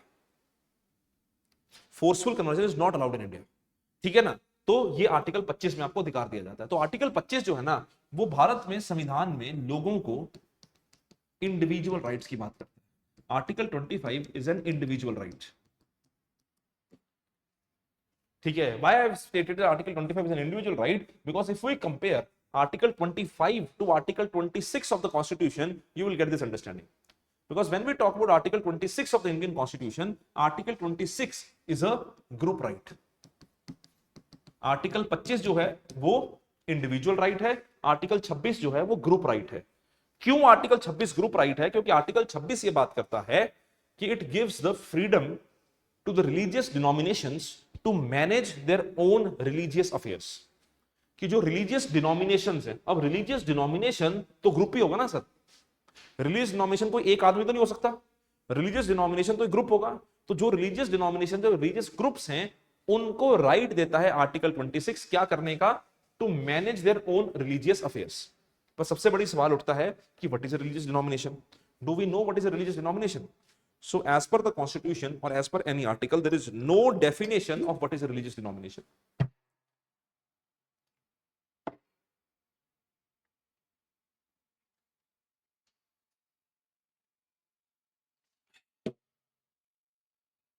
So whether anything is religious denomination और not is decided by the central government. Union government की पावर होती है डिसाइड करना भारत में कि किसको रिलीजियस डिनोमिनेशन का स्टेटस मिलेगा, किसको नहीं मिलेगा। ठीक है, तो रिलीजियस डिनोमिनेशन के पास क्या क्या राइट्स होते हैं? रिलीजियस डिनोमिनेशन के पास राइट्स हैं that they can manage its own affairs in religious matters, own and acquire movable and immovable property, and third is administer the property in accordance with law। तो जो religious denominations हैं उनको ये तीन rights मिलते हैं, तीन फंडामेंटल राइट्स मिलते हैं that they can manage their own property, ठीक है, और own institutions, they can own and acquire movable and immovable property, and they can administer their own property in accordance to law. These are the rights which are given to the religious institution और religious denominations under article 26 of the Indian constitution. तो इस वजह से मैंने कहा था कि article 25 जो है वो इंडिविजुअल फंडामेंटल राइट है, आर्टिकल 26 जो है वो क्या है, ग्रुप राइट। ठीक है जी। इसके बाद आता है आर्टिकल 27। आर्टिकल 27 बात करता है freedom to payment of taxes की। जो धर्म की बात होती है कि एनीवन हु प्रोपोगेट्स रिलीजन, उसके ऊपर कोई टैक्स नहीं लगता। ठीक है, एनीवन हु प्रोपोगेट्स रिलीजन, उसके ऊपर कोई टैक्स नहीं लगता। ठीक है, टैक्स नहीं लगता पर फीस लगाई जा सकती है। Fees can be levied, taxes can not B. Fees can be levied but taxes can not B. Fees का मतलब क्या है कि फॉर एग्जांपल मैंने या सरकार ने, कोई भी, किसी ने भी, सरकार ने कोई इवेंट किया, दिवाली से पहले सरकार रामलीला वगैरह करती, ठीक है, सरकार ने रामलीला किया, रामलीला करी, दशहरे से पहले रामलीला करती, सरकार ने रामलीला किया दशहरे से पहले। जब सरकार रामलीला करती है, सरकार उसमें पैसा खर्चती है, पुलिस प्रोटेक्शन होती है, आर्टिस्ट को पैसा देना पड़ता है, तो आपने रामलीला देखनी है, 50 रुपए दो और देखो, फीस है, ये टैक्स नहीं। ठीक है, ये फीस है कि सरकार ने खर्चा निकालना है। अब सरकार खर्चा निकालने के लिए लोगों से फीस ले सकती है। तो आर्टिकल 27 से कहता है कि भाई साहब आप ना लोगों से धर्म को प्रचार करने का टैक्स मत लो, फीस ले लो अगर आपको कभी लग रहा है किसी चीज में फीस लेने की आवश्यकता है।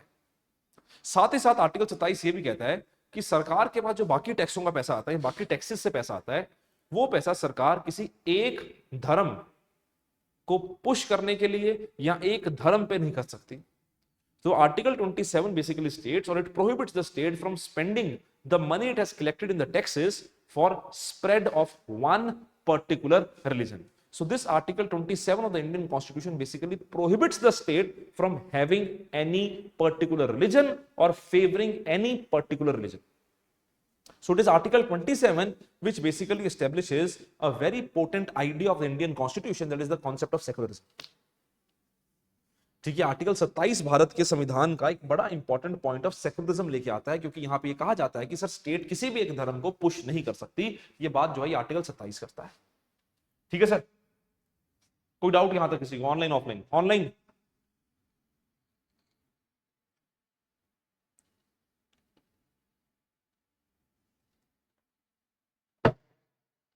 ठीक है जी। Next is article 28।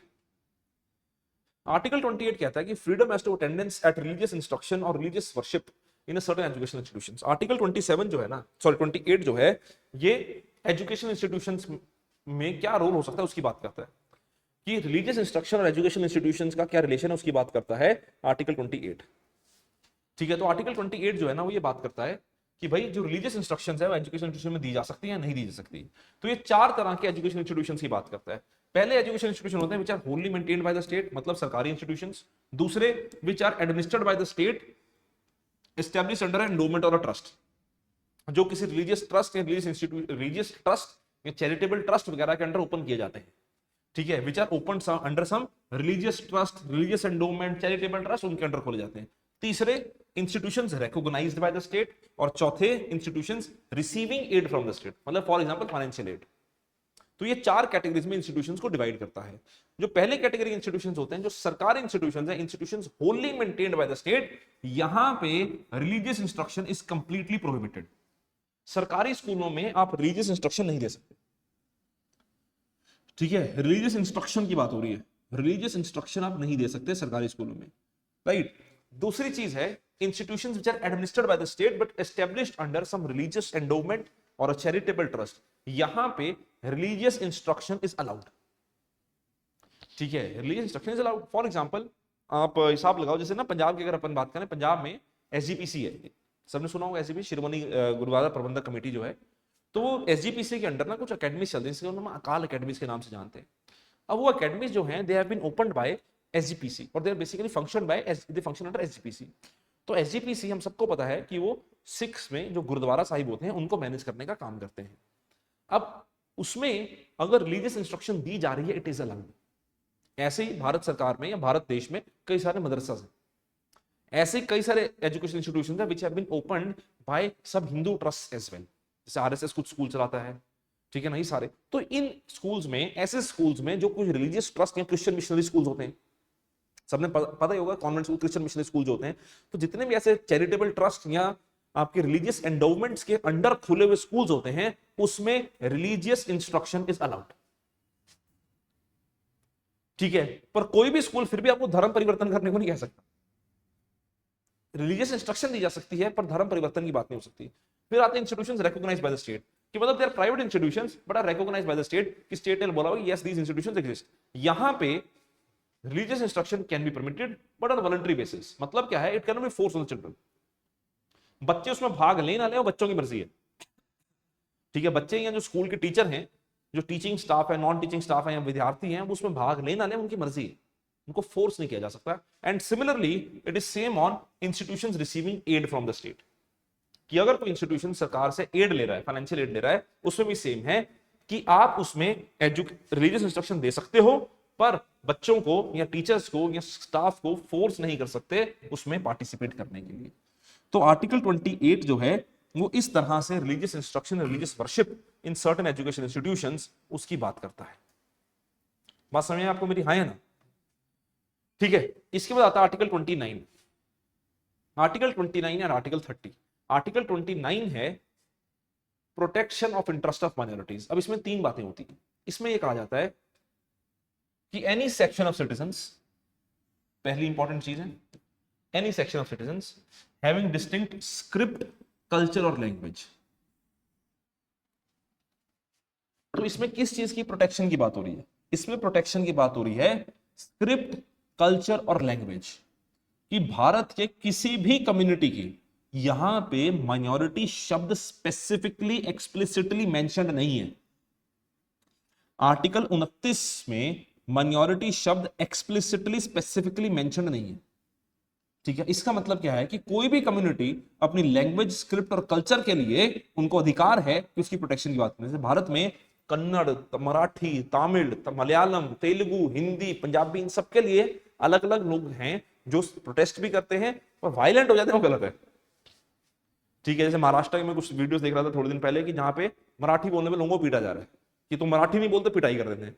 वो बदतमीजी है सर, वो गलत है। पर हाँ, अगर आपको लग रहा है कि आपका कोई भाषा है, आपकी कोई डायलेक्ट है, किसी भी तरह की आपका अलग स्क्रिप्ट है या कल्चर है, वो धीरे धीरे विलुप्त होती जा रही है, खत्म होती जा रही है, तो उसके लिए आप एक एसोसिएशन बना के सारे इकट्ठे होके सरकार के पास जाके बोलते हो या सड़क पे आके बोलते हो कि भाई साहब हम चाहते हैं कि हमारी भाषा की इज्जत की जाए, हमारी भाषा को प्रोटेक्ट किया जाए, वो आपका अधिकार है आर्टिकल 29 के अधीन, ठीक है। पर किसी को पीटने का अधिकार नहीं है, ठीक है। सो it is available for everyone, any section of citizen, ठीक है। दैट इज वो यही आर्टिकल 29 में, इतना ही article 29। Next is article 30। Sorry, article 30। देखो आर्टिकल 30 जो है ना, it basically is a specific right for minorities. Article 30 जो है, it basically talks about minority education institutions, minority education institutions, ठीक है। भारत का संविधान ना दो तरह के माइनॉरिटीज को रिकॉग्नाइज करता है। भारत का संविधान दो तरह के माइनॉरिटीज को रिकॉग्नाइज करता है, linguistic and religious. There are only two types of minorities which are recognized by the Indian Constitution, linguistic and religious. आपने बोल दिया कि लिंग्विस्टिक माइनॉरिटी होगी, रिलीजियस माइनॉरिटी होगी, पर वो माइनॉरिटी होगी कैसे, ये तो बताया नहीं। क्या is population the only criteria? ठीक है, तो क्या क्राइटेरिया होगा किसी भी कम्युनिटी को माइनॉरिटी समझने का, ये कहीं नहीं बताया गया, ठीक है। और आपने साथ में बोल दिया कि the minority can have the right of a minority education institution, but what is a minority education institution, how the right will be given, how it shall be established a minority education institution, उसको किस तरह से हम right देंगे, उसको किस तरह से एडमिनिस्टर किया जाएगा, ये भी संविधान में कहीं नहीं बताया। संविधान ने आर्टिकल 30 में माइनॉरिटीज को राइट दे दिया। देखो अब ना इसको आप आर्टिकल 29 और आर्टिकल 30 में आपको अंतर समझना है। आर्टिकल 29 जो है मैंने आपको बताया कि it is given to any section of citizens. Article 30 is specifically minorities, लिखा भी हुआ है नोट्स में, अंडरलाइन कर लेना उसको। आर्टिकल 30 जो है वो स्पेसिफिकली माइनॉरिटीज के लिए दिया गया है, पर क्या होती है माइनॉरिटीज इसकी कोई परिभाषा नहीं दी गई। माइनॉरिटी एजुकेशन इंस्टीट्यूशन किस तरह से ऑपरेट किया जाएगा इसकी कोई परिभाषा नहीं दे रखी, ठीक है। तो फिर भी हमारे देश में कई सारे माइनॉरिटी एजुकेशन इंस्टीट्यूशन जो हैं वो एग्जिस्ट करते हैं। रिसेंटली आपको पता होगा कि माइनॉरिटी एजुकेशन इंस्टीट्यूशन अलीगढ़ मुस्लिम यूनिवर्सिटी का है, उसका केस सामने आया था जहां पे सुप्रीम कोर्ट ने उसको माइनॉरिटी एजुकेशन इंस्टीट्यूशन देने का जो दर्जा दिया हुआ है उसको कंटिन्यू करने के राइट दे दिया कि हाँ सर बिल्कुल it is a minority education institution, ठीक है। अब माइनॉरिटी एजुकेशन इंस्टीट्यूशन के लिए ना सरकार ने एक लॉ बनाया हुआ है, minority education institutions act. Bharat सरकार ने कानून बनाया हुआ है, 2004 का कानून है कि किसी ने भी अगर माइनॉरिटी एजुकेशन इंस्टीट्यूशन खोलना है तो जो कंपिटेंट अथॉरिटी है माइनॉरिटी एजुकेशन इंस्टीट्यूशन एक्ट 2004 में उसके पास जाए और बोले कि सर हम एक इंस्टीट्यूशन खोलना चाहते हैं, तो उस इंस्टीट्यूशन के लिए आपको कंसर्न्ड अथॉरिटी अगर परमिशन देती है then it can be termed as a minority education institution.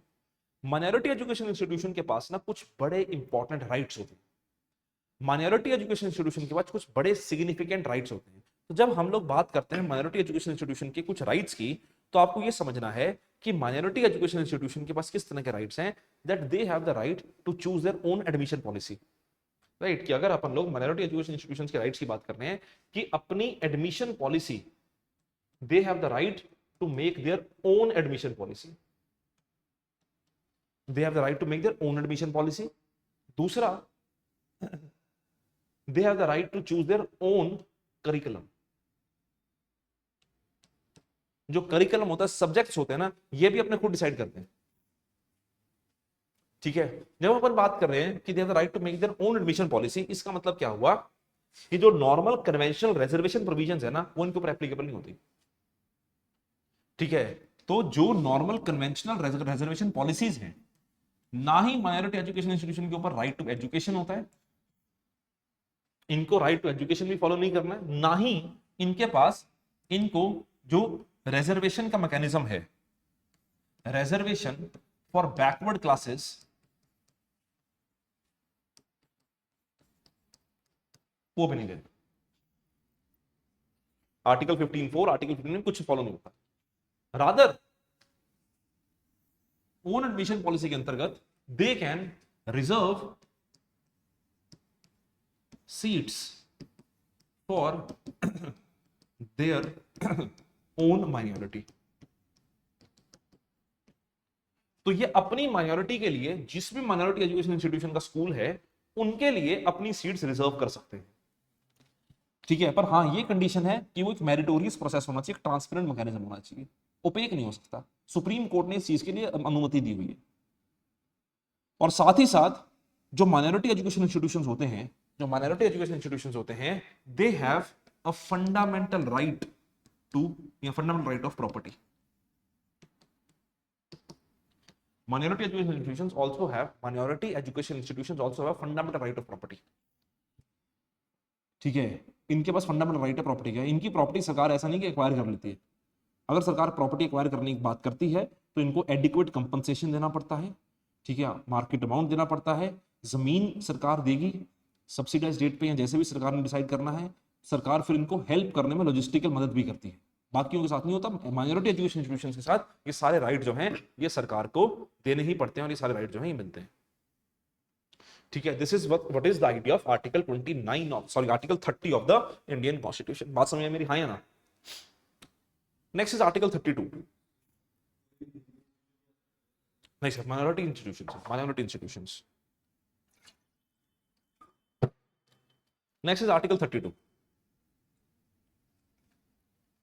Article 32 जो है ना, this is basically right to constitutional remedies. This is rather the most important fundamental right as पर doctor Bhimrao Ambedkar. Doctor Ambedkar, Baba Saheb Ambedkar has declared that right to constitutional remedies, or article 32 of the Indian constitution, is the heart and soul of the Indian constitution.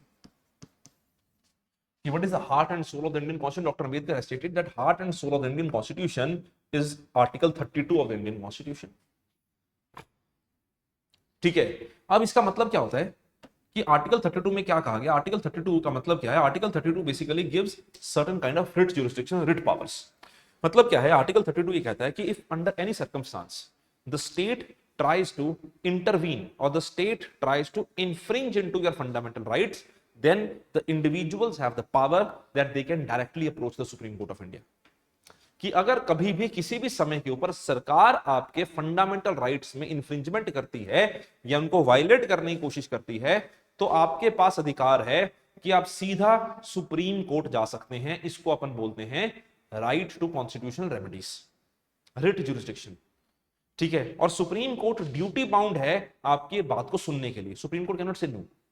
उसके बाद court बोल सकता है, petition देके बोलता है sir high court जाओ, हमारे पास आओ, it is not a case of under article 32 you go to the high court, that the court can say, but the court at least has to listen to you. That is what is article 32। देखो article 32 enforcement of the fundamental right की बात करता है। यही article 32 है which talks about the enforcement of the fundamental right. It talks about the enforcement of the fundamental rights. It is because of this article 32 the Supreme Court of India is considered as the guardian of fundamental rights। ये बात याद रखना कि भारत के संविधान में guardian of fundamental rights कौन है? भारत में गार्डियन ऑफ फंडामेंटल राइट्स कौन है? Supreme court. It is not the judiciary, it is not the high courts, it is not the president, not the parliament, not the council of ministers. The guardian of fundamental rights is specifically the supreme court. Judiciary भी नहीं है, judiciary में बाकी भी आते हैं, high court भी नहीं है, सिर्फ और सिर्फ सुप्रीम कोर्ट या सर्वोच्च न्यायालय जो है भारत का, that is the guardian of fundamental rights। why? because of article 32 of the Indian constitution। it is a protector of fundamental rights। कि सुप्रीम कोर्ट की संवैधानिक जिम्मेवारी है कि किसी भी समय पे किसी भी वजह से आपके जो फंडामेंटल राइट्स हैं, मौलिक अधिकार हैं, उनके साथ कोई सरकार आर्बिट्रेरली छेड़खानी ना करे।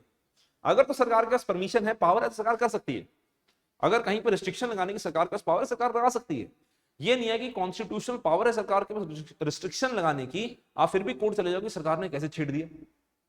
अगर सरकार के पास पावर है तो government can, but if the government does not have the power, the government can not under any circumstances interfere into your rights. ठीक है जी, तो this gives the power to the supreme court of India. अब यहां पे भारत में दो powers हैं, एक तो सुप्रीम कोर्ट की पावर की बात होती है, एक हाई कोर्ट की पावर की बात होती है। सुप्रीम कोर्ट की पावर है आर्टिकल 32 में, हाई कोर्ट की पावर है आर्टिकल 226 में। सुप्रीम कोर्ट की पावर है आर्टिकल 32 में, लिख लेना 32 ब्रैकेट डाल के, और हाई कोर्ट की पावर है आर्टिकल 226 में। ठीक है, हाई कोर्ट की पावर है आर्टिकल 226 में। दोनों ही रिट ज्यूरिसडिक्शन है, पर जो सुप्रीम कोर्ट है उसकी रिट ज्यूरिसडिक्शन की पावर नैरो है और हाई कोर्ट की वाइड है। मतलब क्या है कि हाई कोर्ट के पास ज्यादा पावर है compare to the supreme court of India. क्यों ज्यादा पावर है? क्यों हम ये कहते हैं? क्योंकि सुप्रीम कोर्ट के पास सिर्फ और सिर्फ फंडामेंटल राइट्स के मामले में रिट इशू करने की पावर है, जबकि हाई कोर्ट किसी भी राइट के केस के वायलेशन में रिट इशू कर सकता है। Supreme court can issue the writ only in the case of violation of fundamental rights under article 32, but under article 226 the high courts can issue the writs in the case of violation of any right। इसका reason है, इसका reason क्या है? देखने में तो लगेगा कि सुप्रीम कोर्ट की पावर कम है, पर सुप्रीम कोर्ट की पावर कम नहीं है। रीजन क्या है कि सुप्रीम कोर्ट की पावर को सुप्रियोरिटी देने के लिए, फंडामेंटल राइट्स की सुप्रियोरिटी को एनहेंस करने के लिए, और लोगों को यह बताने के लिए कि फंडामेंटल राइट्स हैं ये बाकी राइट्स इतने सेम नहीं है, तो फंडामेंटल राइट्स के लिए पावर सिर्फ और सिर्फ सुप्रीम कोर्ट को दे दी गई। या ये कह दिया गया कि अगर सिर्फ आपका फंडामेंटल राइट हो तो सीधा कोर्ट चले जाओ, सुप्रीम कोर्ट, हाई कोर्ट जाने की जरूरत नहीं है। अगर हाई कोर्ट भी चले जाओ कोई दिक्कत नहीं है, पर अगर आप सीधा सुप्रीम कोर्ट चले जाते हो तो सुप्रीम कोर्ट मना नहीं करेगा। तो आर्टिकल 32 के अंतर्गत जो सुप्रीम कोर्ट को पावर दी गई, ये पावर सुप्रीम कोर्ट में फंडामेंटल राइट्स में, जो भारत के संविधान में फंडामेंटल राइट्स हैं, उनकी इंपॉर्टेंस की एक हाइटेंड वर्जन दिखाती है, एक सीक्रेट वर्जन दिखाती है। बात समझ आप मेरी? हाँ या ना? ठीक है जी, तो इसको अपन बोलते हैं आर्टिकल 32 और 226। अब देखो टेरिटोरियल जुरिसडिक्शन क्या है? टेरिटोरियल जुरिसडिक्शन ऑब्वियसली बात है सुप्रीम कोर्ट की वाइड होगी, हाई कोर्ट की नैरो होगी, क्योंकि सुप्रीम कोर्ट का जो टेरिटोरियल जुरिसडिक्शन है वो पूरा भारत है। हाई कोर्ट का क्या है? हाई कोर्ट का तो सिंपल और सिंपल वो स्टेट है। ठीक है, jurisdiction person of the government, territorial jurisdiction. Obligation क्या है? Supreme court can not refuse, the high court में रिफ्यूज। अब ये देखो, ये भी इंपॉर्टेंट चीज है। ठीक है, ये भी इंपॉर्टेंट चीज है जिससे आपकी फंडामेंटल राइट की बात पता लगती है, इंपॉर्टेंस पता लगती है कि अगर आप सुप्रीम कोर्ट के पास जाते हो ना, तो supreme court can not refuse, supreme court can not refuse, the supreme court has to listen to you. Whereas the High Court may refuse. High Court बोलता था कोई जरूरत नहीं sir, High Court may refuse, the Supreme Court cannot refuse. बात समझ रहे आपको मेरी, हाँ या ना? ठीक है जी। इसके बाद आती है रिट्स। रिट्स जो है 5 तरह की रिट्स हैं। पहली है हीबियस कॉर्पस। हीबियस कॉर्पस का मतलब है टू हैव द बॉडी और produce the body, purpose to release the person who has been detained against private citizen public authority, can not be issued against the lawful detention और the contempt of court. अब इसका मतलब समझते हैं habeas corpus. Habeas corpus कब issue होती है कि अगर किसी को आपने इलीगली डिटेन कर लिया, if the state or an individual, if the state or the private individual has detained someone illegally, then the writ of habeas corpus can be issued. Then the writ of habeas corpus can be issued. ठीक है जी, अगर आपने किसी को illegally detain कर लिया, then the writ of habeas corpus can be issued. जैसे example, बड़ी सारी एग्जांपल्स हैं इसकी। हाँ, अगर हम लोग बात करें जैसे ना Amazon प्राइम पे ना एक मूवी आई थी जय भीम करके, अभी पड़ी हुई Amazon प्राइम के ऊपर, तमिल मूवी है, सूर्य एक्टर है उसमें, एक्टर सूर्य जो है उसमें है। वो कहानी दिखाई हुई है जस्टिस चंद्रू की। जस्टिस चंद्रू बाद में जज बने, उस समय में वकील थे, बड़े भारत के प्रचलित जज माने जाते हैं जस्टिस चंद्रू। ठीक है, who worked a lot for the poor section of the community, the poor people. तो उसमें वो दिखाया गया कि एक ना ट्राइबल कम्युनिटी होती है, उस ट्राइबल कम्युनिटी का ना काम होता है सांप पकड़ने का।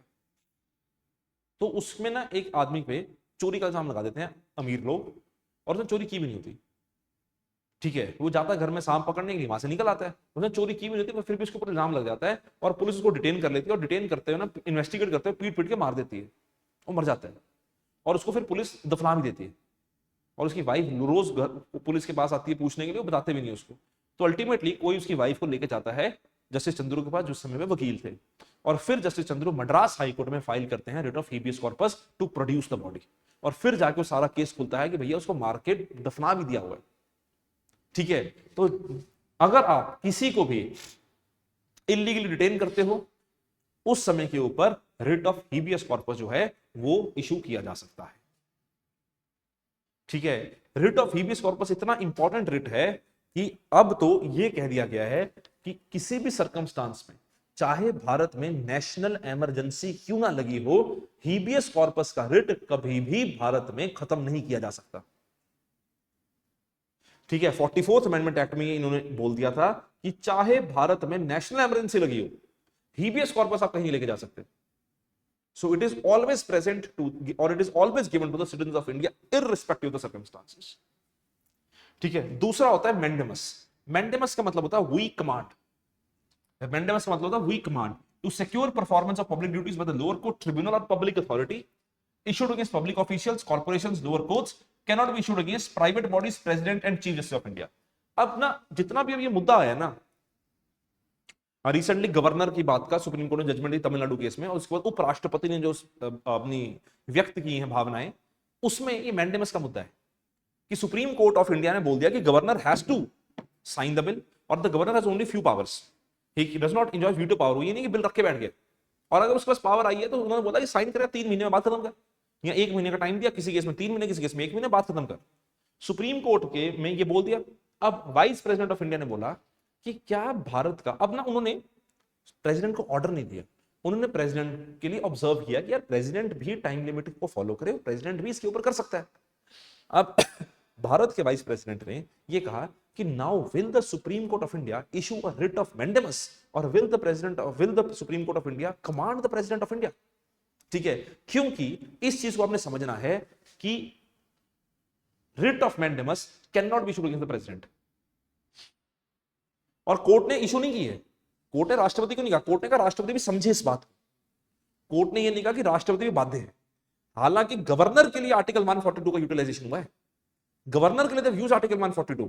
What is article 142? जो जुडिशियरी करूंगा बताऊंगा। Article 142 is primarily in the context of that if there is miscarriage of justice or to ensure complete justice, the Supreme Court can use Article 142. तो कोर्ट ने आर्टिकल 142 यूज किया governor के लिए। तो writ of mandamus का मतलब क्या होता है कि कोई भी पब्लिक ऑफिशियल, कोई भी पब्लिक अथॉरिटी, कोई भी लोअर कोर्ट अगर अपना काम नहीं कर रहा, तो सुप्रीम कोर्ट उसको रिट इशू कर सकता है कि we command that you perform this action, we command that you perform this action, that is the writ of habeas, sorry writ of mandamus. बात समझिए मेरी? हाँ या ना? इसके बाद आता है 2 रिट्स, एक होती है सरसरी, एक होती है प्रोहिबिशन। पहले अपन लोग बात करेंगे प्रोहिबिशन की। प्रोहिबिशन का मतलब क्या होता है? टू फॉरबिड, टू प्रोहिबिट, ठीक है, issued by the higher court to a lower court tribunal from exceeding its jurisdiction. ठीक है, अब देखो सर, प्रोहिबिशन का मतलब क्या होता है और सरसरी का मतलब क्या होता है, इनको एक साथ समझते हैं। अब दो केसेस हैं, दो मुद्दे समझते हैं। एक मुद्दा है कि आपका केस चल रहा है लोअर कोर्ट में या किसी ट्रिब्यूनल में, ठीक है। एक मुद्दा होता है कि लोअर कोर्ट और ट्रिब्यूनल में किसी भी में आपका केस चल रहा है। तो जब आपका केस चल रहा है तब अभी जजमेंट नहीं आई है, जजमेंट अभी आई है, अभी केस चल रहा है, तो आपको ऐसा लगता है that your right can be violated if this judgement is given up by this particular court, because जिस डायरेक्शन में ये केस जा रहा है ना, वो पावर ही नहीं है इस कोर्ट की। फॉर एग्जाम्पल, आपका लेट सपोज कि डिस्ट्रिक्ट कोर्ट में केस चल रहा है, सबऑर्डिनेट कोर्ट में केस चल रहा है। अब सबऑर्डिनेट कोर्ट केस को समझते हुए संविधान की इंटरप्रिटेशन में घुस जाए। भारत में संविधान की इंटरप्रिटेशन करने की पावर सबऑर्डिनेट कोर्ट को नहीं है, ठीक है। जुडिशरी कर सकता है, मतलब सुप्रीम कोर्ट, हाई कोर्ट कर सकते हैं, प्रेसिडेंट एग्जीक्यूटिव भी कर सकता है, पार्लियामेंट भी कर सकता है, पर सबऑर्डिनेट कोर्ट संविधान की इंटरप्रिटेशन नहीं कर सकते। संविधान की इंटरप्रिटेशन भारत में सुप्रीम कोर्ट कर सकता है, हाई कोर्ट कर सकता है, जुडिशरी में। अब अगर वो संविधान की इंटरप्रिटेशन करने चल जाए तो आपको लगेगा यार ये तो हमारे राइट्स को वायलेट कर सकते हैं और ये अपनी पावर को एक्सीड करके, तो आप सुप्रीम कोर्ट जा सकते हो, बोल सकते हो कि भाई साहब रोक लो, प्रोहिबिट, फॉरबिड, कि जो लोअर कोर्ट करने जा रहा है वो उसकी क्षमता ही नहीं है, वो उसकी पावर ही नहीं है, तो वो अपनी पावर को एक्सीड करके कुछ ऐसा करने जा रहा है जिससे हो सकता है कल को जुडिशरी शर्मिंदा हो या हमारे अधिकार जो हैं उनकी वायलेशन हो, तो रोक लो। तो अभी जजमेंट आई नहीं है, तो prohibition comes into action before the judgement is given. अब सपोज करो जजमेंट आ गई, अब सपोज करो जजमेंट आ गई, तो जब जजमेंट आ गई तो आपको लगा कि यार ये तो उसकी पावर ही नहीं थी, लोअर कोर्ट की पावर ही थी, लोअर कोर्ट ने या ट्रिब्यूनल ने अपनी पावर एक्सीड करके जजमेंट दे दी, ठीक है। Then you will go to the court and saying कि सर इसने जजमेंट दे दी, ये सही है गलत है। फिर कोर्ट चेक करेगा, अगर कोर्ट को लगता है सही है तो कोर्ट विल सर्टिफाई, अगर कोर्ट को लगेगा गलत है तो कोर्ट विल क्वैश, ठीक है। तो जब जजमेंट आने के बाद आप शोर मचा रहे हो उसको बोलते हैं सर्शरी। Prohibition is before the judgment is given, certiorari is after the judgment is given.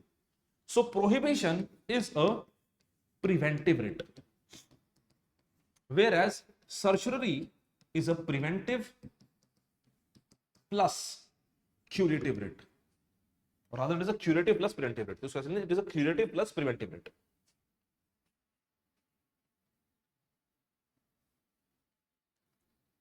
Curative plus preventive writ. अभी समझाता हूं प्रिवेंटिव और क्यूरेटिव कैसे।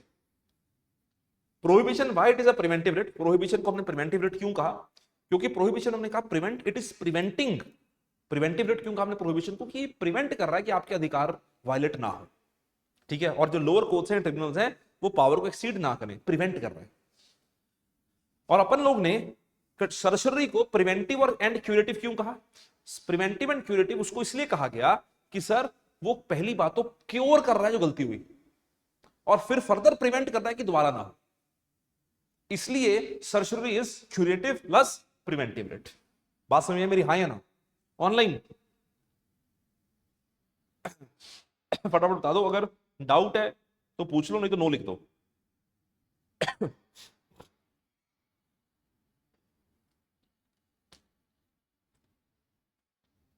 ठीक है जी। और लास्ट रेट आती है quo warranto. Quo warranto is basically by what authority? Quo warranto is by what authority? It can be issued by the courts to inquire into the legitimacy of the claim of a person to a public office. ठीक है, any public authority unqualified for the position cannot be issued in the case of ministerial offices or private offices. को warranto का मतलब क्या होता है कि for example कोई पब्लिक ऑफिस है, कोई सरकारी पोजीशन है, जैसे कि आप तैयारी कर रहे हैं, और सपोज करो कि आप उसमें ऐसी पोजीशन पे जाके बैठ जाओ जिसके लिए आप क्वालिफाइड ही नहीं हो, ठीक है, आप सीनियर नहीं हो या आपकी क्वालिफिकेशन नहीं, कुछ भी हो सकता है, ठीक है। Then the individuals anyone can file a quo warranto और रिट ऑफ क्वो वारंटो कि सर ये आदमी जो है ना इस पोजीशन के लिए क्वालिफाइड नहीं, अगर इस आदमी बैठ गया तो हो सकता है कि लॉज की वायलेशन हो या हमारे संविधानों की वायलेशन हो, हमारे राइट्स की वायलेशन हो, चेक करो। Then the court can issue the writ of quo warranto to the individual और टू द स्टेट कि भैया by what authority you are occupying this position, वाली एलिजिबिलिटी है, क्रेडिबिलिटी है, तुम इसके लिए एलिजिबल हो कि नहीं हो, अगर हो तो प्रूव करो क्वो वारंटो बाय व्हाट अथॉरिटी। ठीक है, पर ये दो चीजों के ऊपर एप्लीकेबल नहीं होता। पहला, प्राइवेट ऑफिसेस, प्राइवेट ऑफिस पे एप्लीकेबल नहीं है। ठीक है, कि मैंने बिजनेस खोला, अब मेरे पास कोई बंदा आया और मेरे को लगा कि यार ये ज्यादा क्रेडिबल आदमी है, ठीक है, जो मेरे साथ 5 साल से काम कर रहा है, मैं हो सकता है कि उस 5 साल वाले काम बंदे को ओवरशैडो करके उसको सीधा हायर पोजीशन दे दूं। मेरी मर्जी, मेरा धंधा भैया, उसमें कोई क्राइम मेरे से पूछेगा नहीं, वो बंदा पूछ सकता है, ठीक है, कि सर मेरे में क्या कमी है, ठीक है, पर ये नहीं हो सकता, कोवरंटो नहीं आ सकता, कि कोर्ट नहीं जा सकता, ये कोवरंटो। दूसरा, in the office of council of ministers, council of ministers के ऊपर कोवरंटो नहीं हो सकता, ठीक है, क्योंकि सर वो एलिजिबल नहीं है इस चीज के लिए, ठीक है। आप नहीं बोल सकते कि सर ये कैसे मंत्री बन गया, मर्जी है सर, वो इलेक्शन जीत के आए हैं, या वो पॉलिटिशियन है, वो राज्यसभा लोकसभा के किसी के मेंबर हो सकते हैं, तो उनके ऊपर कोवरंटो नहीं हो सकता कि सर आप ये नहीं पूछ सकते कल को सुप्रीम कोर्ट में रिट फाइल करते कि सर अमित शाह जी क्यों है होम मिनिस्टर, मर्जी है भैया, प्राइम मिनिस्टर की मर्जी है, ठीक है ना। तो इसको अपन बोलते हैं कोवरंटो। समझ में आई बात, हाँ या ना? ऑनलाइन। अब हम आते हैं आर्टिकल 33 पे। आर्टिकल 33 जो है ये बात करता है पावर ऑफ द पार्लियामेंट। आपको 19(1)(c) याद है? 19(1)(c) क्या कहता है? 19(1)(c) right to associations. Article 33 जो है ना, it is an exception to 19(1)(c), क्योंकि ना पार्लियामेंट को पावर देता है कि पार्लियामेंट जो है it can restrict, abrogate fundamental rights of armed forces, paramilitary forces और पुलिस फोर्सेस, इंटेलिजेंस एजेंसीज किसी भी तरह से कोई एसोसिएशन बनाने के लिए, कि जितनी भी आपकी मिलिट्री और पैरामिलिट्री फोर्सेस हैं, they can not form any form of association, और अगर इनका और भी कोई राइट रेस्ट्रिक्ट कर रहा है ना, वो भी किया जा सकता है। कि फॉर एग्जांपल जितना freedom of speech and expression हमें इनको नहीं है when they are in service, they don't have any right, ठीक है। कि फॉर एग्जांपल अगर आपको याद होगा तो ना भारत में एक सीआरपीएफ के जवान थे या बीएसएफ के जवान थे, याद है ना? एक केस हुआ था, नाम भूल गया उनका मैं जवान का, उन्होंने ना एक वीडियो वायरल कर दी, उन्होंने एक वीडियो डाल दी ऑनलाइन। वो उन्होंने 2024 में प्रधानमंत्री मोदी के खिलाफ इलेक्शन लड़ने के लिए भी फाइल किया था, उनकी जो पिटीशन थी वो रिजेक्ट हो गई, नॉमिनेशन उनका हुआ ही नहीं। 2024-19 में कभी तो किया था वाराणसी से। हुआ क्या, उनके वीडियो डाली उन्होंने ऑनलाइन कि देखो सर हम देश की रक्षा कर रहे हैं और ये हमें खाना मिल रहा है। वो वीडियो वायरल होगी, सरकार का क्रिटिसिज्म हो गया। बीएसएफ से पूछने लगे, या सीआरपीएफ जो तो था, मेरे को एक्जैक्टली याद नहीं दोनों में से किस फोर्सेस के थे, इसलिए मैं एक्जैक्टली नहीं बोल रहा हूं, तो वो पैरामिलिट्री फोर्सेस के ही जवान थे, ठीक है। मामला जब तक उछल गया, उनको ही was basically remove from the service. Reason क्या है कि sir you can not criticise, आप बीएसएफ, आप अपने सीनियर्स को क्रिटिसाइज थोड़ी कर सकते ओपनली, आपको दिक्कत है आप उनसे पर्सनली बात करो, ठीक है, आप ऐसे ओपनली नहीं कर सकते, और आपके पास राइट ही नहीं है, ठीक है। तो पार्लियामेंट ने एक्ट्स बनाए हुए, parliament has formed the act कि जो आपके मिलिट्री पैरामिलिट्री फोर्सेस हैं, या पुलिस फोर्सेस हैं, या आपके आर्म्ड फोर्सेस हैं, या इंटेलिजेंस एजेंसीज हैं, they don't have the right of freedom of speech and expression, और they don't have the right of freedom of association और द राइट टू प्रोटेस्ट। इनका ये अधिकार नहीं है कि सर हम तो प्रोटेस्ट करेंगे, नहीं कर सकते, आप राइट ही नहीं आपका ठीक है। तो पार्लियामेंट जो है वो आर्म्ड फोर्सेस के फंडामेंटल राइट्स को रिस्ट्रिक्ट कर सकता है। Then is martial law and fundamental rights. Article 34 talks about martial law.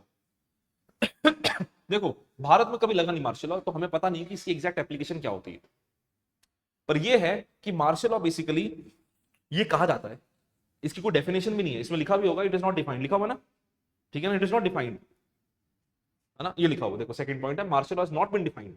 तो मार्शल लॉ को डिफाइंड नहीं है, पर मार्शल लॉ में ये माना जाता है it is a kind of a military rule, it is a kind of a military rule which will impact the fundamental rights of the individuals if at any point of time it is implemented।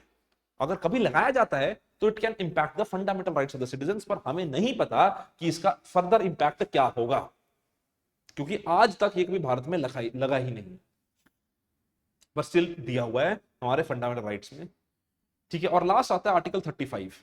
Article 35 जो है ना, वो पता क्या बात करता है, article 35 कहता है कि only parliament has the power to make laws to give effect to certain fundamental rights. कि जितने भी हमने ऊपर लॉज फंडामेंटल राइट्स पढ़े ना, आर्टिकल 35 बेसिकली एक फर्दर क्लैरिफिकेशन दे रहा है कि जो हमने ऊपर फंडामेंटल राइट्स पढ़े उसमें कौन से ऐसे फंडामेंटल राइट हैं जिनके ऊपर सिर्फ पार्लियामेंट के पास राइट उन पे लॉज बनाने का, ठीक है।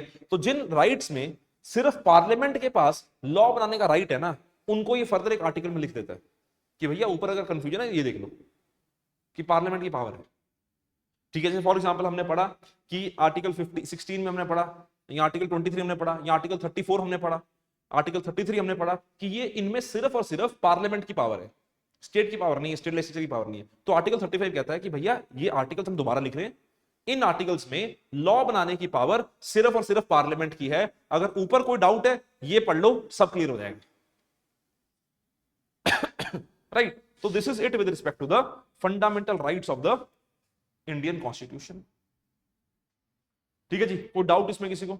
Offline, online? ठीक है, इसके बाद आता है डीपीएसपी और फंडामेंटल ड्यूटी। ये मिल गया हो ना आपको नोट्स, डीपीएसपी और फंडामेंटल ड्यूटी।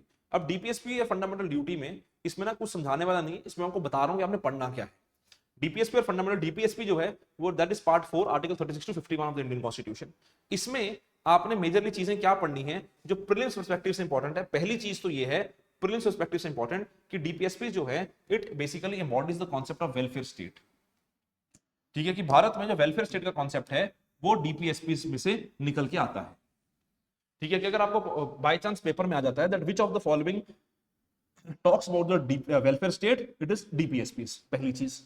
दूसरी इंपॉर्टेंट चीज जो है it was declared as the novel features of the Indian constitution by Baba Saheb Ambedkar. Novel features क्या है of the Indian constitution? Sorry, आपके डीपीएसपी। तीसरी इंपॉर्टेंट चीज है दे आर नॉन जस्टिसेबल। जैसे फंडामेंटल राइट्स होता है justiciable, they are non justiciable. ठीक है, और साथ ही इसमें एक और लिख लेना, यहां पे लिखा ना नॉन जस्टिसेबल इन नेचर, साथ लिखना but can be made justiciable by law, but can be made justiciable by law, but can be made justiciable by law.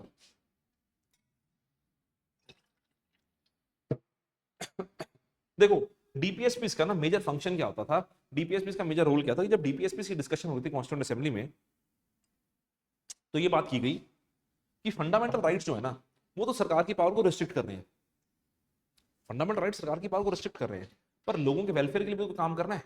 तो लोगों के वेलफेयर के लिए सरकार की पावर को एक्सपेंड करना पड़ेगा। तो जब लोगों के वेलफेयर के लिए सरकार की पावर को एक्सपेंड करने की बारी है तो वहां पे डीपीएसपी आता है।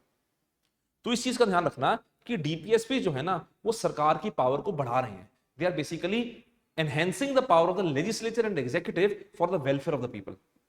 They are not restricting it, they are enhancing it. Restriction का काम किसका है? फंडामेंटल राइट्स का। एनहेंसमेंट का काम किसका है? डीपीएसपी का। बात सही है मेरी? ठीक है, अब डीपीएसपी हमने कौन से संविधान से बोरो किए थे? आयरिश कॉन्स्टिट्यूशन से। बहुत बढ़िया, they were borrowed from the Irish constitution. अब देखो सर, अब ना डीपीएसपी को 3 मेजर कैटेगरीज में डिवाइड किया जाता है, सोशलिस्टिक, गांधीयन एंड लिबरल। अब ये सोशलिस्टिक, गांधीयन और लिबरल ना कॉन्स्टिट्यूशन में वर्ड नहीं दिए हुए। कॉन्स्टिट्यूशन नहीं कहता कि सोशलिस्टिक, लिबरल, गांधीयन, ये लोगों ने बनाया। ये किस तरह बनाया? प्रिंसिपल्स को पढ़ के। कि अगर हम प्रिंसिपल्स को पढ़ते हैं कि फॉर एग्जांपल अगर आप इन प्रिंसिपल्स को पढ़ते हैं तो सोशलिस्टिक प्रिंसिपल्स कौन से होते हैं?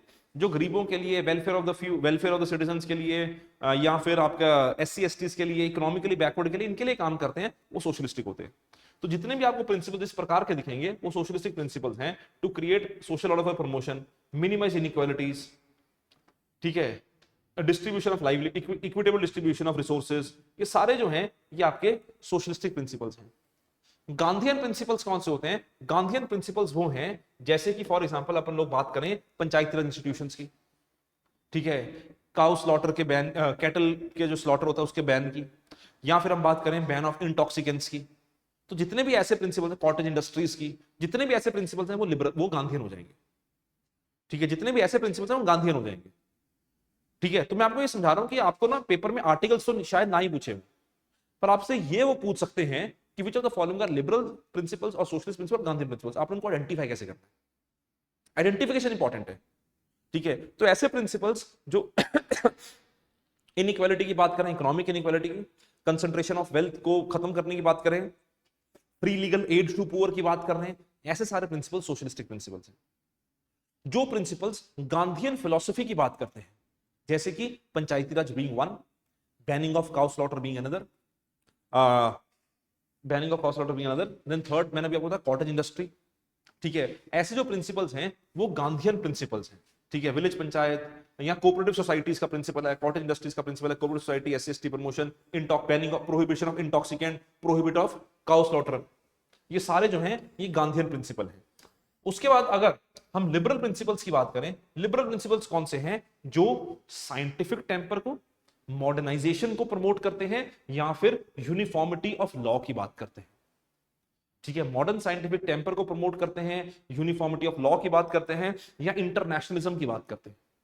ठीक है, example uniform civil code, example 16 to 6 to 40, 0 to 6 age. Example, organization of agriculture and animal husbandry, scientific modernization. Another example, safeguard welfare. ठीक है, another example, separate judiciary from executive and international peace, promote international peace, जो है ये सारे liberal principles हैं। ठीक है, तो ये लिबरल प्रिंसिपल्स को आपने समझना है। तो इन बेसिस के ऊपर आप आइडेंटिफाई कर सकते हो कि कौन सा सोशलिस्टिक प्रिंसिपल है, कौन सा गांधीयन प्रिंसिपल है, और कौन सा लिबरल प्रिंसिपल है। समझ में ये बात मेरी, हाँ या ना? ठीक है जी, तो इन बेसिस के ऊपर आप आइडेंटिफाई कर सकते हो।